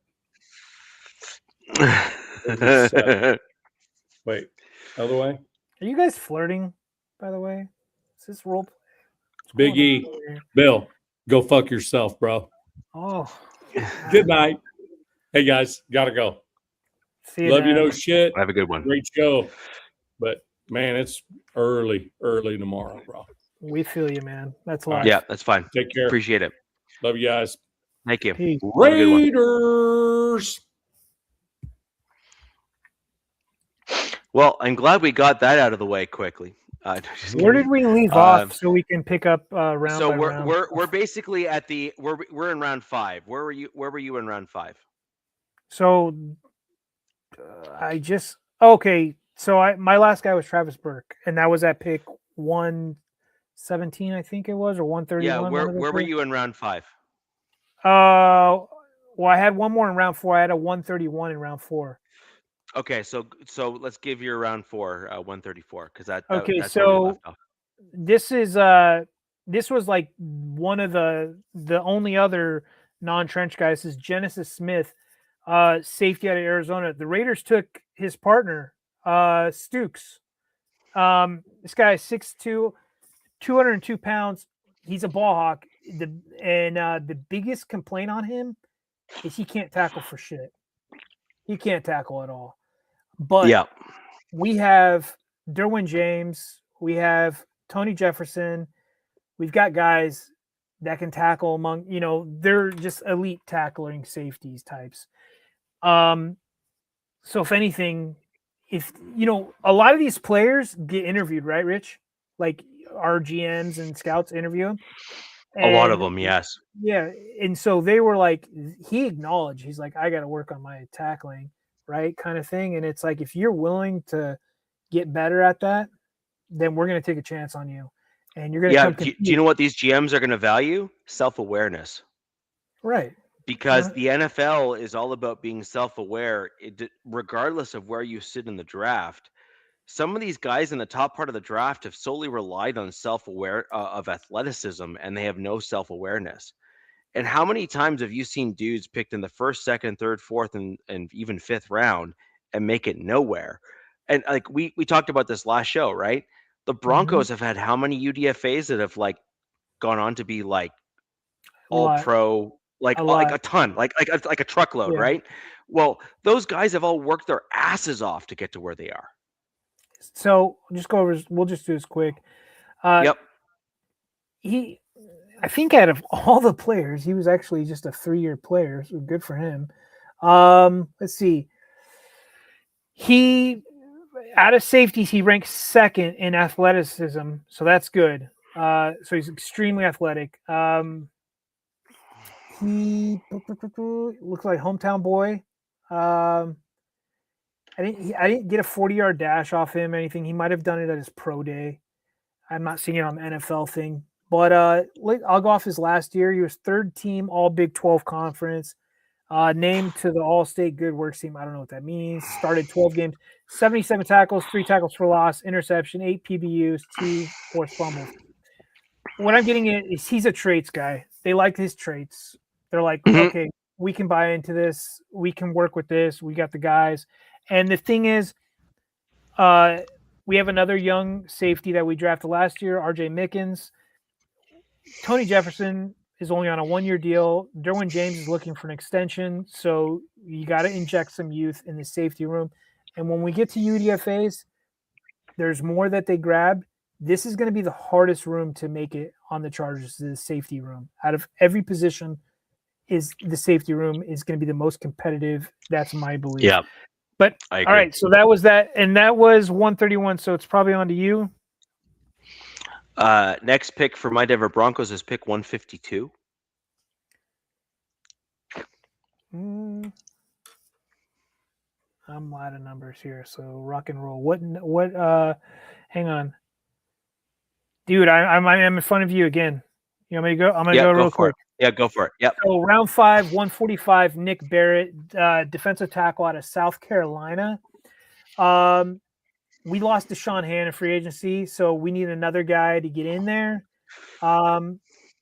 He led South Carolina with 47 tackles, 6 tackles for loss, 2 sacks in 2025. His 14 run stops are tied for 14 most. So, yeah, pretty decent get at, in round 5. 6'2", 312 pounds. So kind of that lighter D tackle. He's more of a run stuffer. Now, this is what's kind of outside of Justin Igboigbe, who we've got, we don't really have a pass rushing D tackle. This is another like, hey, you're not going to run on me. Now, there's a lot of people with Nick Barrett. I know we're rushing through stuff. I have a lot of bookmarks on X from guys talking about Nick Barrett. Like, there's people who are genuinely like, oh wow, Nick Barrett, like they're sickos into his film.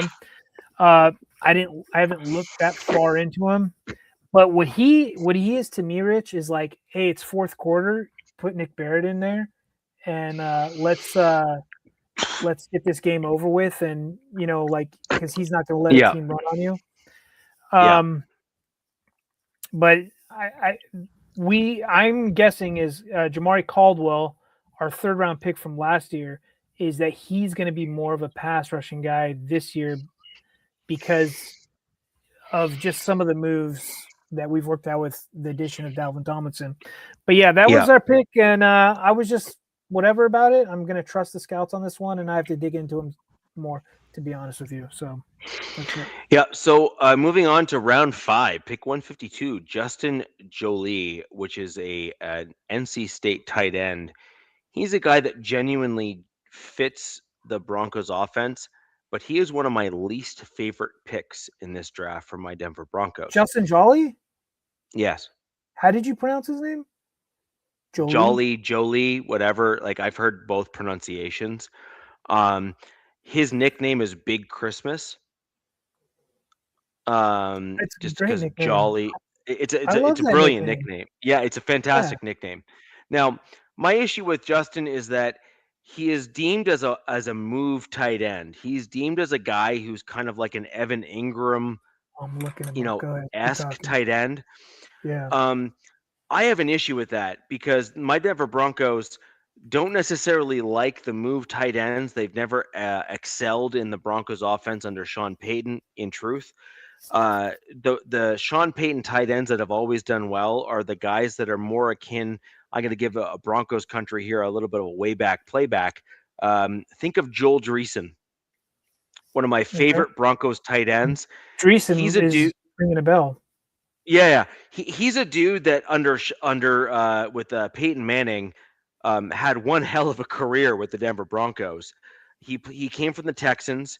He's a primary inline blocker, reminds me a lot of Adam Troutman, but had some really good, like, sure-handed catching of the football. Troutman has had some pretty good catches for my Denver Broncos as well, but has also struggled in bringing it in, whereas Dreesen never had a problem with holding on to the ball. It was just a problem with making sure he stayed open and caught the ball, right, like as a combination of the two. But once the ball was thrown in Dreesen's way, he almost always caught it and never dropped it. Justin Jolie. What I'm seeing from Jolie is something that I thought you would have liked, is that he's a contested catch, high receiving threat kind of tight end. That is his only redeeming quality, is contested catch. The problem that I have with Justin Jolie is that he's never been an inline blocking guy. No. And the Broncos offense, with our hybrid run pass combo platter of like how Sean Payton likes to run an offense, which is you just don't know what the tight end's going to do at that point, and that's what makes the offense potent. So he's just essentially there. He's going to take Evan Ingram's job. Ingram. He's an Ingram replacement. But the problem with Jolie, though, is that he's not elite in any one category. He's very good when he's challenged for the ball. He more often than not catches it. Okay. So he would be a good red zone threat because a contested catch is a red zone thing. Yeah. Right? So I like him for that. But my problem with Justin is that he needs to start getting better at blocking. He needs to be the guy that you need to look at and say, I don't know if he's going to run or block. You need that versatility in the tight end position. Later in the draft, we'll talk about another guy who I actually quite like. Justin, I'm concerned, is going to fizzle out.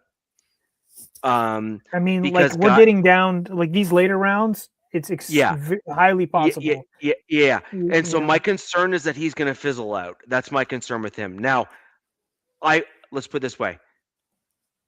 I would love to be wrong. Right?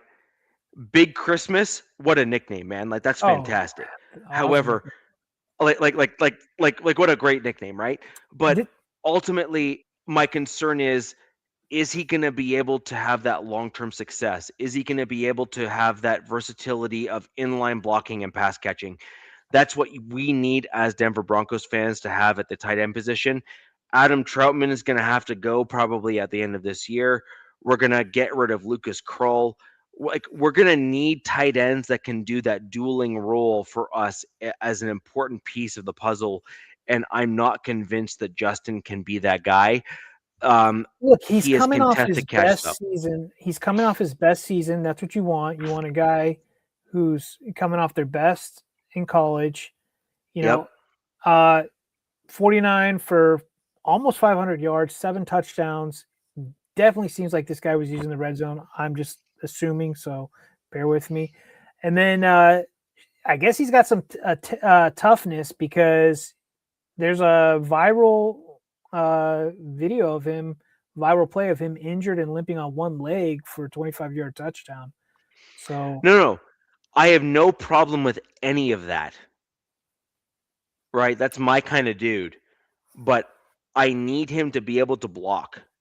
yeah, man. I mean, it's Like it just seems like this like day and age, Rich. It's like if you want those like elite tight ends that do it all, it's you're gonna pay up for them. You're gonna pay up, or you're getting them on a second contract from some other team or something. I agree, but the problem that I have with the tight end position is it takes a year or two to really develop. And so I'm willing to see if he can kind of go in a 2-year progression to be that guy. I think that's Why do you think totally I'm so fair. excited about Kohler? Right. Kohler is coming to us on his second contract. He's going to be in a year 5 with us, Right. and I'm like, I'm giddy about it because I'm totally cool with that kind of stuff, right? Like I'm totally cool with that kind of stuff, but I need to see him take those elevated steps with my Denver Broncos. And if he does those things, dude, I would love to be wrong. My gut reaction on him though is that he's not going to do well, and I'm concerned about that practice squad because maybe for first year. because So because the tight end position is so critical for the team to allow Bo Nix to have like a safety blanket and other stuff like that. That I like we needed to hit on a tight end to allow for the future, and I'm just concerned that if he doesn't hit, then it's going to set us back, and it's going to be an issue. So that's just like again, just broad brush strokes. Those are my concerns. there's still, I mean, I Um, doubt it that the Broncos do it, but there's still some tight ends out there in free agency. I just doubt. no, You guys have I like now like 6 tight ends, I think. yeah. So we have no 6th round pick. I'm going to leave that to you if you have one. Yes, Um, this is if where we ended the draft. Yeah, so if you can just give me 2 seconds, I'm going to be right back, and I'll come back and comment on your 6th round pick, just to get into it for the folks here on the podcast. Yeah, man. So in the 6th round, number 202, the Chargers get Logan Taylor, offensive guard, Boston College. Now, calling him a guard is probably not fair because this guy plays every position on the O-line except for center. It's the first time the Chargers have drafted 3 O-linemen since 2017, and actually they follow it up and draft another one after Logan Taylor, and then that's the first time they've drafted 4 since 1990. But he's a 3-year starter at Boston College after transferring from Virginia, has at least 180 snaps in his career at each offensive line position except center. He has started 46 games in his college career, and his 3,052 snaps since 22, which ranks 15 in FBS in that span. This dude has played. Kenna, you'll probably have to fill in for him on one of these shows coming up. I don't know about tonight. well, I don't know. We're already 2 hours in. But Logan Taylor is another guy with a high RAS score, 9.20. I don't know if you guys are watching this, rewatching this, or are here from the beginning to the end. There's been a theme with the Charger picks, especially with the O linemen. All their RAS scores are up in the nines. They want these athletic, versatile offensive linemen. And the fact that he plays 4 O-line spots, even better. Now, let me see. Richie said yep. And then the Chargers go on and pick 4 spots later, and they get Alex Harkey, another guard out of Oregon. And Harkey has 26 starts, all at right tackle. He allowed 29 pressures, not great at all. 6.6 pressure rate in 2025 compared to 11 pressures in 24 at Texas State. What he's another Alex Harkey, the last one. He's another guy that's projected to bounce inside. So the thing about Logan Taylor and Alex Harkey is there's going to be a lot of competition for the guard spots. But kind of like what Richie said about Christmas or Jolly is, yeah, one of the two of these guys could fizzle out.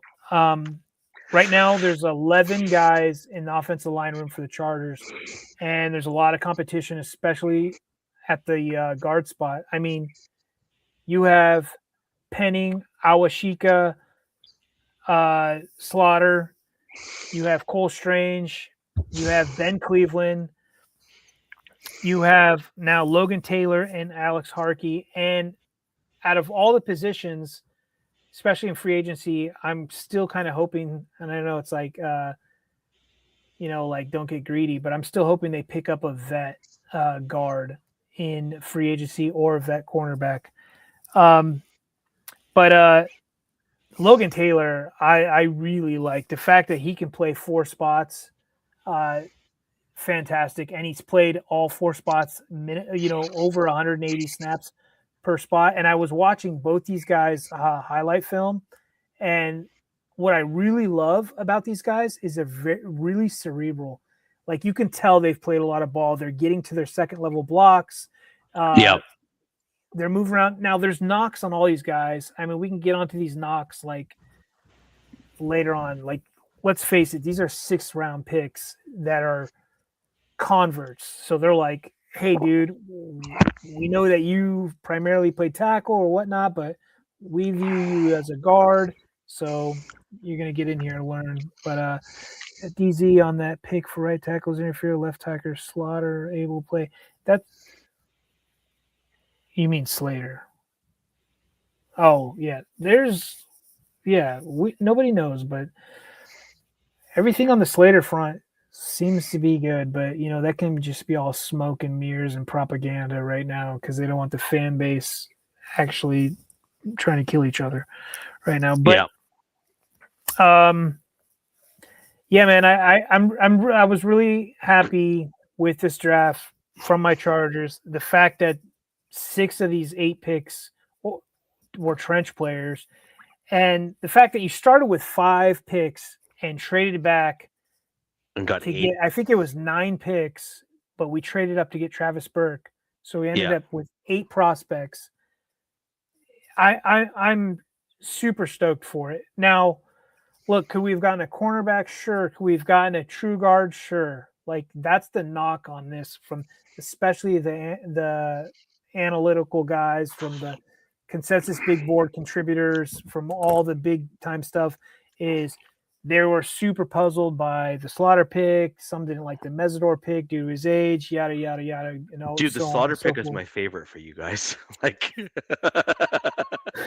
I think he's a great prospect. I'm just like, it did throw everybody for a loop, and it seemed like a reach. But I think they're playing keep away. That's another thing. I don't know if I mentioned it. Is Slaughter was our GM's Blue Star pick. So each scout in the Charger organization gets a Blue Star. They only get one. and they're allowed to only use it on one prospect. And that means that you're doing everything you can to get that one guy. And he was our GM's Blue Stars, as was Slaughter. So it's like, if he was there, he's getting them no matter what. Nobody can say anything.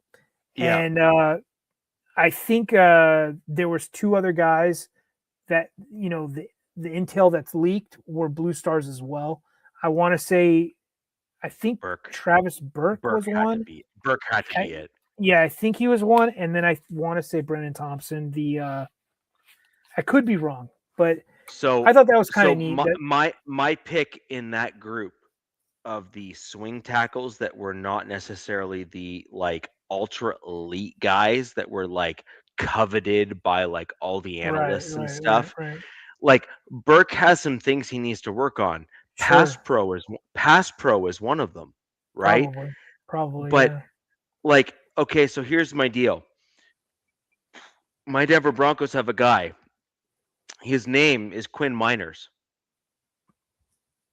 Yep, we all know. He came out of Whitewater with a grade that was like mediocre, but he had a motor and a run blocking grade that was like off the charts. And he's an aggressor and was willing to learn and had that like work ethic that was built in that was just like hard to ignore.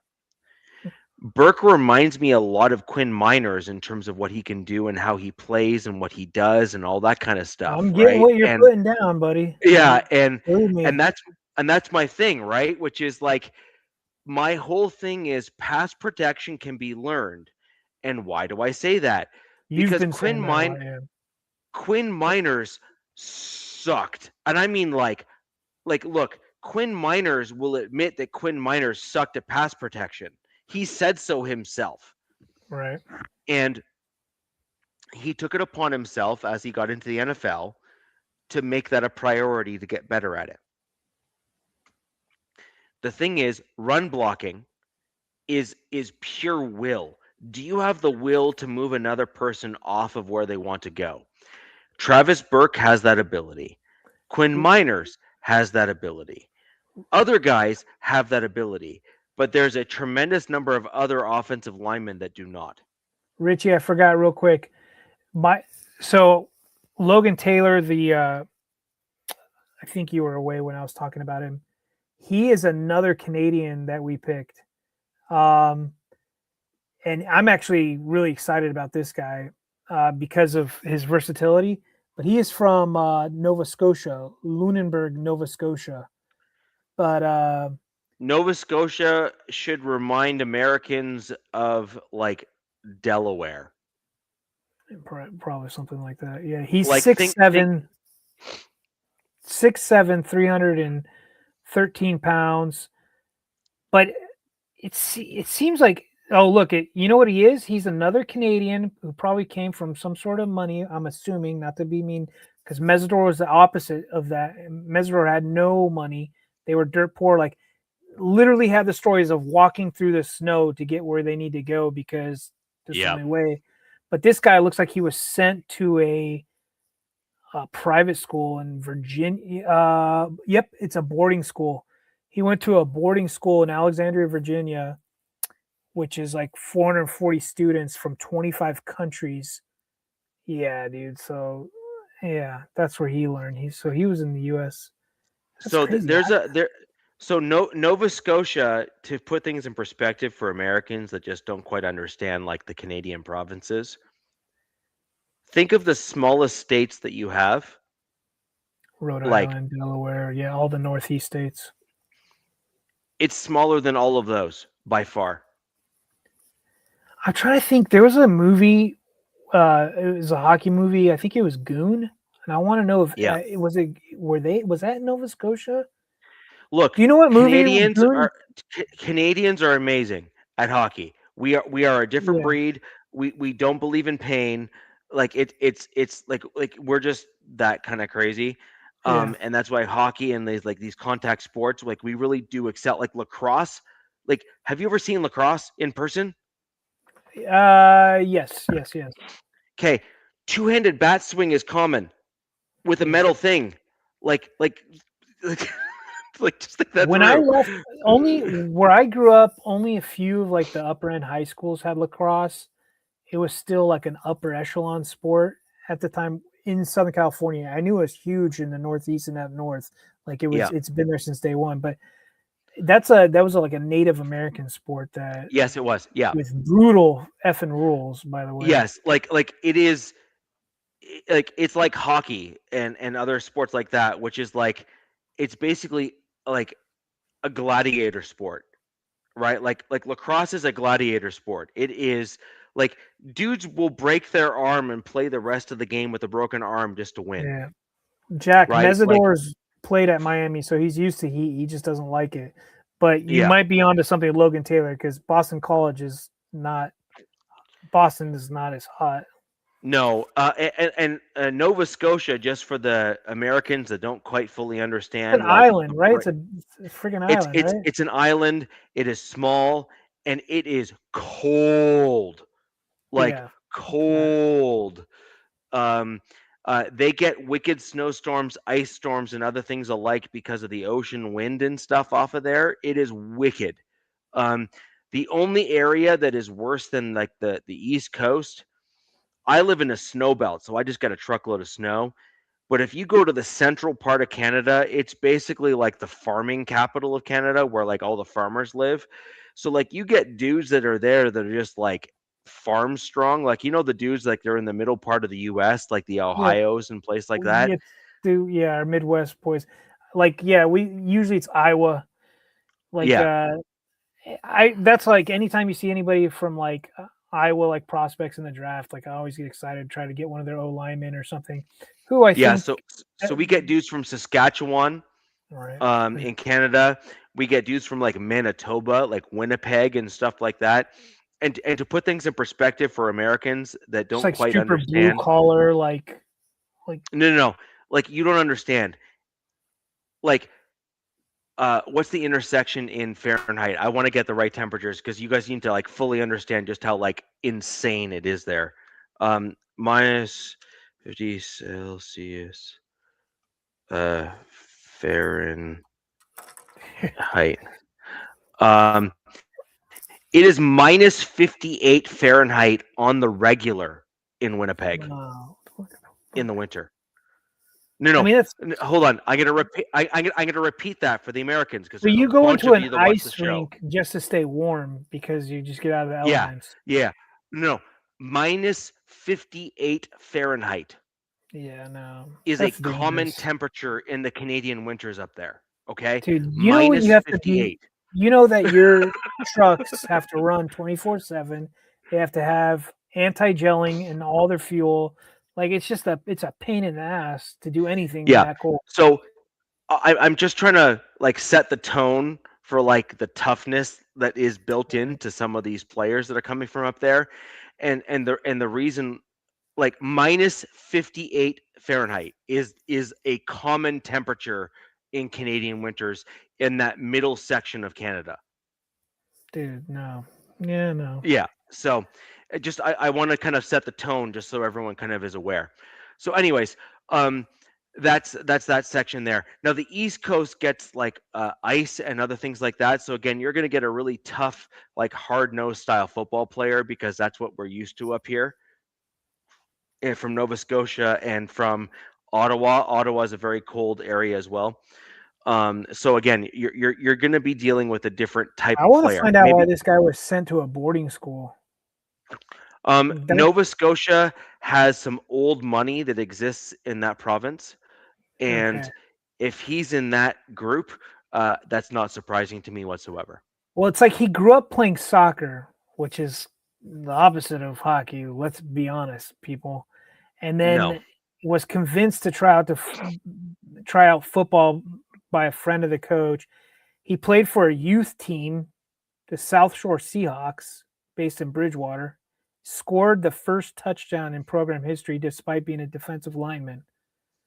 And then he participated for Team Nova Scotia and won at the 2017 Under 16 Eastern Challenge. I don't know what this garbage stuff is, but this kid is He was a 4-star prospect, one of the top 25 So what that means is that he was a freak. Yeah, it sounds like he's got something Yeah. going. Yeah. I need to dig into him. And then that's not to take any attention away from Alex Harkey from Oregon too. That's a Texas boy though. Now to put things in perspective, when you look at Canada, just like as a whole, Dude, we're gonna have across the country, yeah. The East Coast is primarily made out of very small people. So the East Coast is primarily made out of Irish background, which are not necessarily known for their height and size. They're just known for toughness. So the fact that this dude was like 6'7" from the East Coast, he would have been a freak.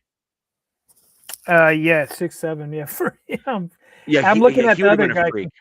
competing. I'm like trying to make sure Slaughter's not from freaking Canada too. I'm like, no, he's a Florida boy and stay in Florida.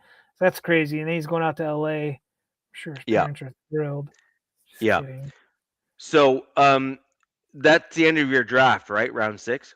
Yeah, man. Sorry, dude. I'm gonna start going down a rabbit hole. I'm gonna find out why Logan Taylor went to a freaking boarding school, man. Unless like that was like to get him to do football, but maybe it is old money or something. But we'll find out. Yeah. He says you could go right to the dollar store and get Percocets and lower tabs like we. Oh wow. Same in Mexico, Biggie.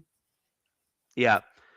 So I'm going to just blast through our 7th round picks because we had no 6th round. We traded up in the 6th to get the 5th round pick. So what? That just happened? Did we just miss breaking news or is this guy trolling? I have no idea.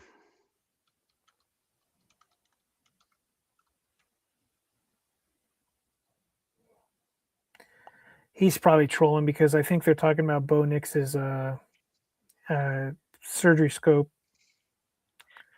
Yeah, that's not what I heard.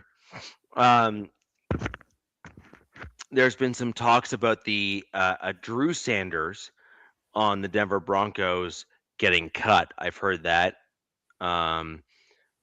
Drew Sanders is headline on Yahoo Sports. Shador Sanders? There's other Sanders.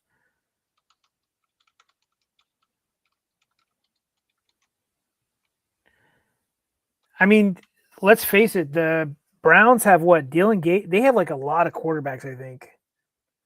Browns, another team I feel like killed this draft, by the way. So the only thing I've seen, I can't find that on Yahoo Sports. What I can find is Drew Sanders has been slated as a outside linebacker again for my Denver Broncos. Which, by the way, I'm sorry, your pick, right? In 7th round. Is that what we're talking about? No, I'm just talking about the comment here.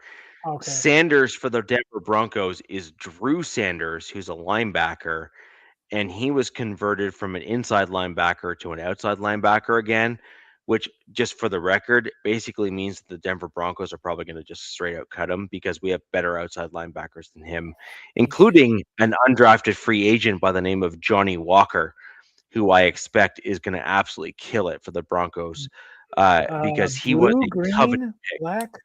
Yeah. Well, he was a coveted prospect, and he broke his leg in a freak accident in one of the Broncos preseason stuff, in like the activities and whatnot. And he was looking so good. Like there's all sorts of comments like, good God, this guy's like. So this is another guy you're excited to get back in camp. He's a UDFA. Should you be surprised? So anyways, he's another guy that I expect. You guys had 3 7-round picks. We did. I want to go through them all real quick. I'm going to list their names. I'm going to go through why I'm excited about them. I actually hated the last part of the 4th round and the beginning of the 5th overall, just because I don't think that the Broncos did what we should have done. I loved the 7th round picks for my Denver Broncos. Miles Scott, I think you're going to see come in as a special teams like ace for my Denver Broncos. And I think you're also going to see him being a eventual heir apparent to Brandon Jones at the safety position for my Denver Broncos. He is unbelievable when you watch his tape. Miles Scott. Miles Scott. I got it. I Milesscott. got it. I got it. Yep. Illinois safety. He's got some phenomenal stats. He's had some great games. I really do think that he's going to be a legit prospect. Wow. After for 2 the seasons, Broncos. Richie. So he Yeah. started out as a receiver and Yes. switched to safety in 2023 and immediately earned a starting role. So Yes. he's an athlete, man. He's a freak, like He's- a legit freak. Yeah. He served as a 2-time team captain, known as the Green Dot. Yes. So he was a wow. Okay. Yeah. Wow. There you This go. guy's, yeah, dude. So he's an athlete. He reminds is me a- of just like a. let me see. He's a rare air prospect. Oh God! Look, you know who his buddy is? Yep. Paucho Palcho, buddy. Yeah. and Pat Bryant. So And Pat Bryant. Yeah. wow, cool stuff, dude. All right. So, if I'm going to tell anyone who is not a Broncos fan to pay attention to somebody, it's Miles Scott. Yeah, I'd pay attention. So, just like keep in mind, the coaches have already said that he is one of the guys that they were most excited about because they saw him as a rare air upper echelon project, and I dug into him. He is. I'm quite excited about him as a prospect for the Denver Broncos. Now, 256. So these are the last 2 picks of the draft. These are like Mr. and Mrs. Irrelevant, effectively, of the NFL draft, right? Like, what you don't expect to do anything. Yep. These are the 2 prospects that I'm the most excited about for my Broncos. I thought you were going to be the opposite with this next pick, but then I guess you're doubling down from Jolly. Dalen Bentley, tight end out of Utah. He is exactly what I've been talking about my Broncos need. You need a guy who can step in, who can pass catch, who can pass pro, who can block, who can be like another additional offensive lineman, who's willing to do the tough and difficult things on the NFL football field. And he is like 6'5" and like 250 something pounds. I'm looking into his notes.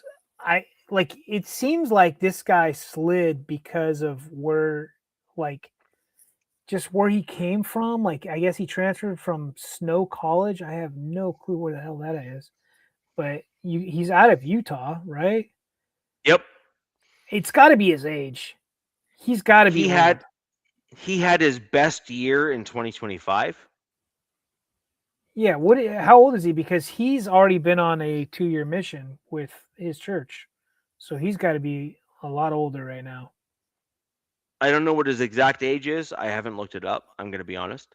Well, I'm trying to see.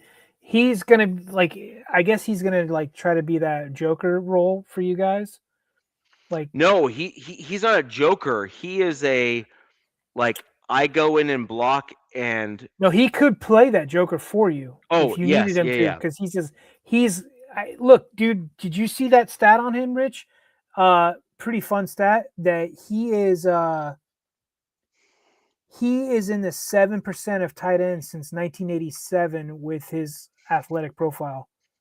So he must have really high end RAS score. Yeah, dude. I can see he is 25. So it's not as old as I thought he would be then. Yeah, he's 25. So Dalen Bentley is kind of the guy that I have been talking about that my Broncos need. You want a guy who can pass catch, you want a guy who can pass block, and you want a guy who you can put in and the other opponent just doesn't know what you're going to do.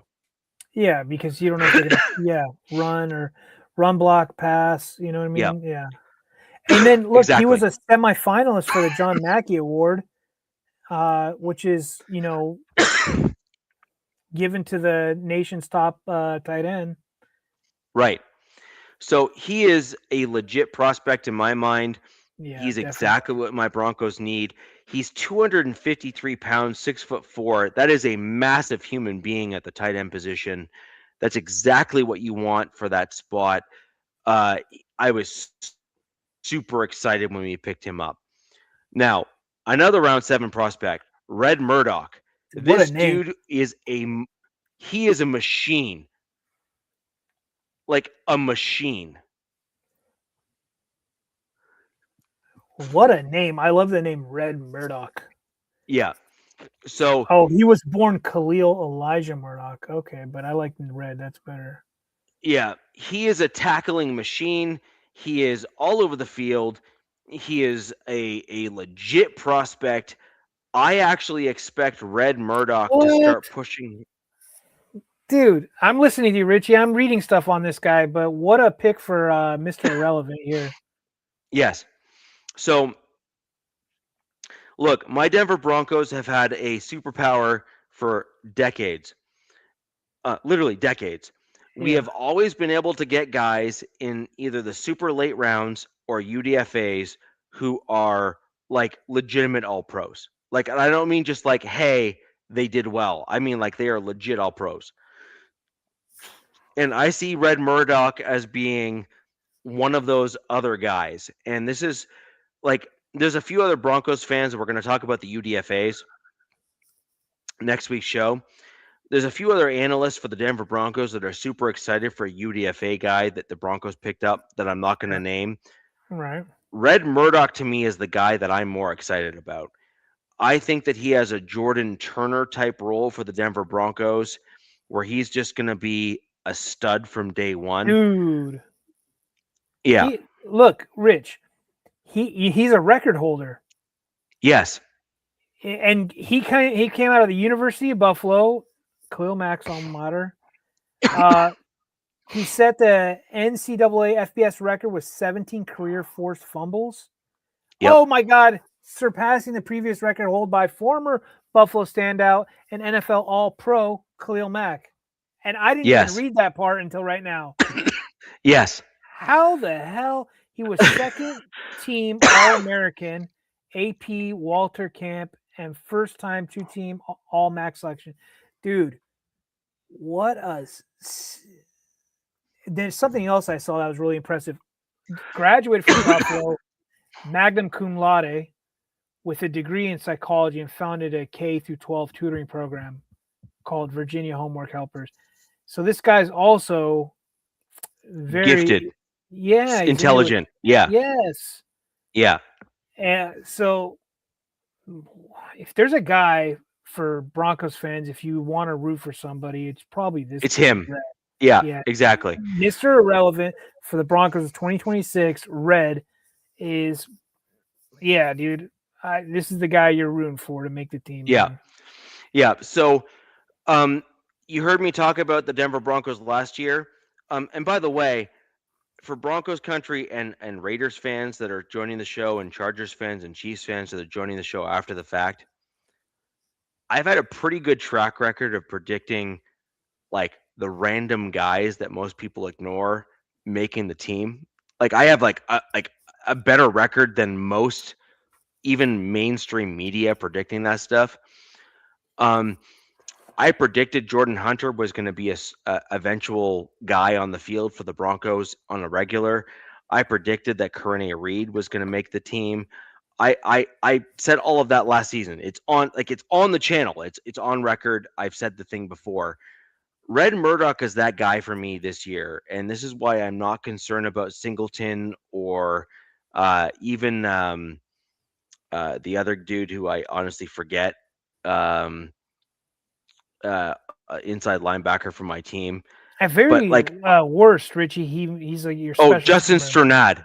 Sorry, Justin Stronad is the guy. Oh, by the way, Simmons retired. Finally. Yes, he did. So I did want to make that comment. Everyone is aware I have dueling opinions of Justin Simmons. You're a biggest fan. I think that he is one of the best humans that have been on the Denver Broncos in terms of what he's done for the community, and I think he deserves all the credit in the world for his character Right. off the field. Yeah. On the field, I think he had a multitude of deficiencies, and I think that his play on the field is not necessarily something that, as a football player, you would want to necessarily emulate. But I'm not going to knock the dude. Like, the guy is a high character player in terms of what he brought to the community and to the city of Denver. Like, my comments on Justin Simmons are not necessarily to try to belittle what he's done or how he's done it. He is a fantastic human being and done a tremendous amount for the community, and should be commended for that work. So it is what it is. But I do think that his play on the field was his aim was the big play, right? His aim was the interception. His aim was those sorts of things, because he understood his own personal limitations, which, by the way, he almost basically admitted on his presser today, where he basically said, "I wish I could tackle like you, Steve Atwater." Okay. Wow. So let's just call a duck a duck. Simmons admitted almost publicly that he was kind of like a one-trick pony, and that's cool. Interceptions are a wonderful thing, but if the only thing you go for is the big play, you are going to get burnt. And Justin Simmons got burnt, in my opinion, quite a bit. So that's just kind of my take on him. Yeah, man.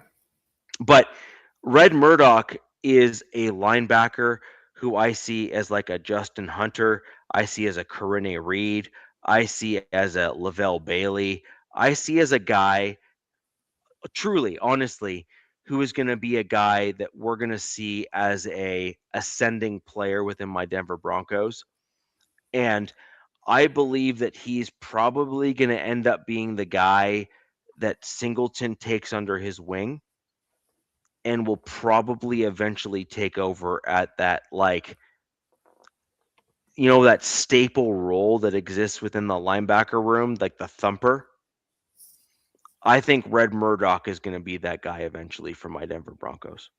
We'll see, man. We'll see how it plays out. Somebody up here is like, he thinks there's better D2 prospects. Maybe you guys pick some up on UDFA wise. Well, there is another guy in the UDFA circles who I think is going to end up usurping Sternad. So you guys also got another linebacker in UDFA? Yeah. Okay, man. We only got one. I wish we would have got two or something. And no, we got two dudes. One guy all the rest of Bronco country is all high on. The other guy I'm high on, nobody else is.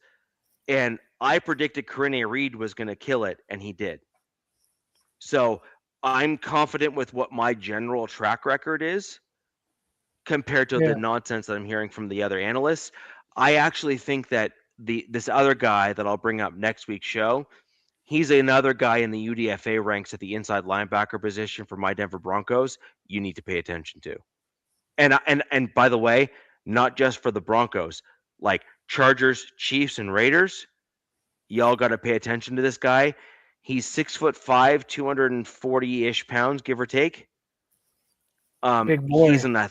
He's an athletic freak.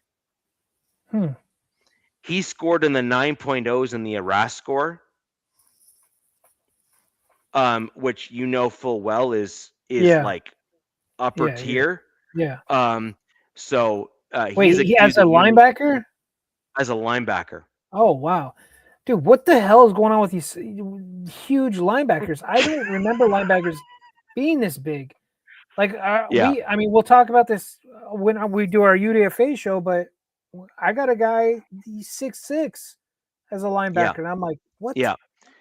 But did he score in the 9.0s in the Rask score? I have not looked in Lander Barton's stuff, but he does come from an NFL pedigree because I think he's got Cody two Barton. brothers, and there's another Barton that's actually was in the NFL too. So it's like an uncle or another brother, but Cody, who was with you guys and now is with Tennessee. Yeah, man, we'll see. We'll see. Don't draft a kid from Texas. I'm on the inside linebacker as well. Oh, don't draft a kid from Texas.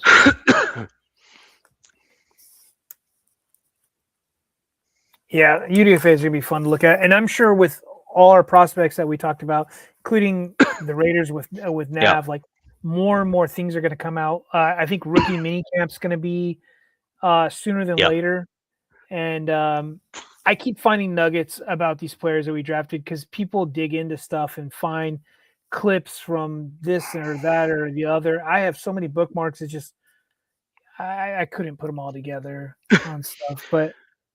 So I have three UDFAs from my Denver Broncos. It's like 3. Go ahead. That are like I predict are gonna push guys out of the roster for the 53.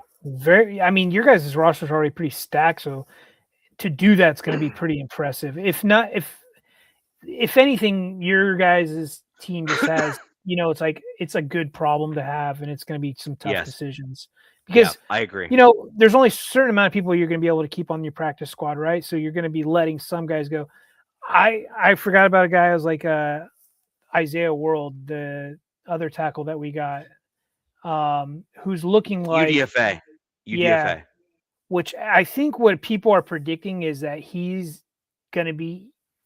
so highly regarded already that they're going to probably put that tag on him where it's like some sort of like season-ending IR right from the start for him because he had that ACL tear in January, I think.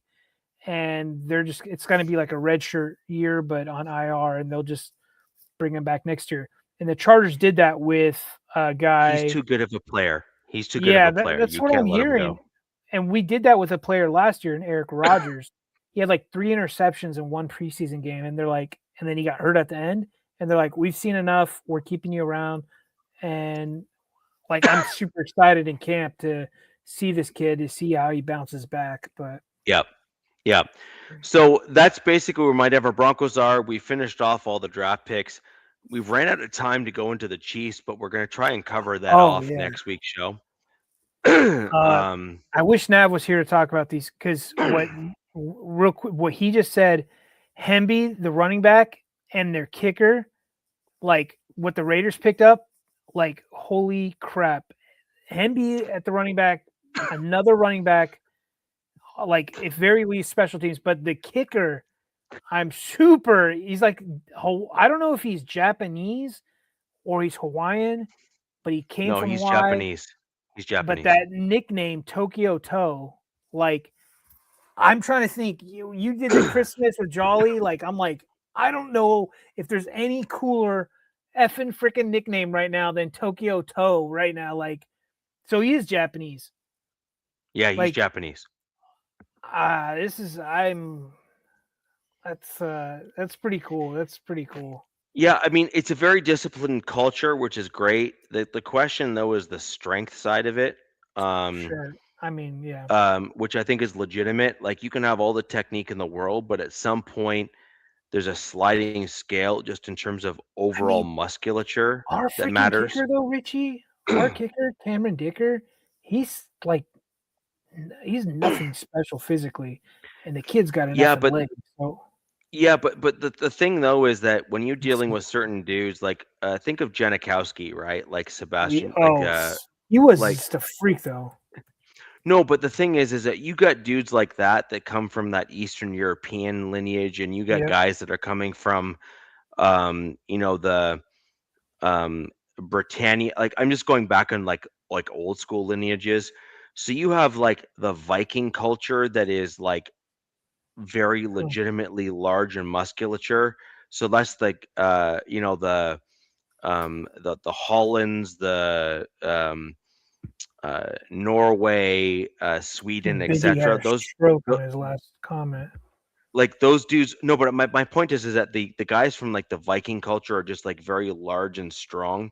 Yeah. You also have the Eastern Europeans, like From in the the Caucasus Russian, Mountains like like the region. Russians and the Ukrainians that are also, they have a few guys that are from certain regions that are just like incredibly large. And then you also have a few kind of rare air, kind of collective groups of folks that are from the what we deem the West, that are also just like in like a freak size combination, size and strength, from a lineage perspective. Oh, And that's an important piece to mention at as the well. end, I'm gonna go over the Chiefs class real quick. We're just No, gonna name them. I want to cover that off next show. Let's cover that Really? off next show. You don't want to? Yeah, Okay. yeah, yeah. Let's Well, cover that off next show. I feel like they killed it, but I know you don't think so. I agree. Just we're running at 2 hours 45 Way too minutes. I late. just want to, yeah, way too late. So we're gonna cover off the Chiefs. We're gonna absolutely go over that next show.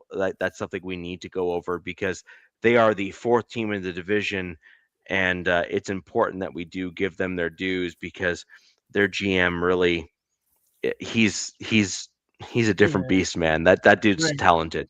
Right. Yeah. So we're going to leave it there for today's show. I think that was a great kind of all-encompassing for the three of us, three of our teams here, kind of going over that kind of stuff. Next week's show, we are going to delve into the Chiefs draft picks, and we're also going to delve into the UDFAs for each of our teams because By the way, Richie, did you like know that UDFAs? It's like it's kind of weird with their contracts. Like, if you're like a popular UDFA, you can like choose a team. Like, how much are you offering me? How much are you giving me? Is this all guaranteed kind of thing? And which I wasn't really hip to per se. oh, I knew that for sure. Yeah. Like, I didn't know that like as much as like this year because there was one UDFA that my team picked up, which all of the money is guaranteed, like all of it. They're like, yep, here you go, and it's like you're thinking like, does that mean that he's guaranteed a spot? Like, what the hell's going on here? Like, kind of thing. But then we also No, think the kicker is multi-billion-dollar. here is that your team is going to value certain positions more than others, and you want to try to make sure that you get a guy that you think is going to be able to help your team long term. Yeah. And the UDFA class, this is where it's getting really interesting, right? Which is in terms of how the league is working, which is UDFAs have two main criteria. Number one, what am I getting? Right? So that's what you're talking about, DZ, which is, am I getting a bunch of guarantees, blah, blah, blah, et cetera, et cetera? That's number one. And then number two, where the real money comes from the UDFAs is, do I have a legitimate shot at making the roster? Like, do I actually have a shot at making the roster? Because the UDFA money is great, but if I can make the 53-man roster, I get game checks. I get other money that is beneficial to me. And so I could have a team that's offering me guaranteed money that's like 20 grand, but if I think I have a better chance at making the roster on another team, I'll take the flyer at going to that other These team because I kids can make more money. So these kids that sit on like the practice squad and don't get called up all year, they're like eating at the facility or they're very frugal with their money or something because especially if you live in LA, if you play for the Rams or the Chargers, it's not cheap out there. Like, you're only on this much money, right? No game checks. Like, it's not easy. Well, you're still making six figures overall, generally speaking. Yeah, I mean, you got taxes, but yeah. So you're still making a decent wage, especially given what you would otherwise be making coming out of college. But yeah, you're not wrong. Like it's a dog you eat just dog said world. something. So. You just said something, Richie. I think that's why we're seeing a lot of these like later round prospects. They're getting older and older. It's because they're staying in college because they're making more money.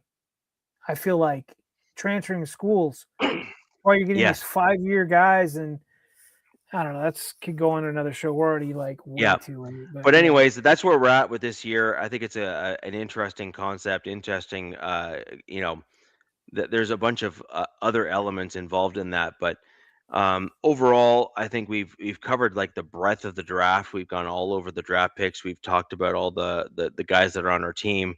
UDFAs are one of my personal things that it is the thing that I love the most about this time of year. Yeah. Okay. And I'm right there. I like it. I am super excited about some of the Broncos UDFAs. I would love to talk about them in depth next week's show. We're going to delve into that in terms of what we're going to talk about, UDFAs, each of our teams, as well as talk about the Chiefs draft picks, just because we ran out a little bit of time on this week's show. Anyways, ladies and gentlemen, we're going to leave you and love you there. Thank you for joining the show. Click the thumbs up, leave a comment down below, subscribe, and we will see you next week where the West Side is the best side. This is Wild Wild West Podcast. Peace! Fast lane when I pass in the street, bag of money in the passenger seat. Simcoe's been asking for me on the road from the west to the east. Way up, I might never come down, cause the coast racking up the flight miles. So high, I might never come down, so what, this is my lifestyle. Wait a minute. Work hard for the car, so that's why it's all tinted. Wait a minute. Had a real late night, woke up with my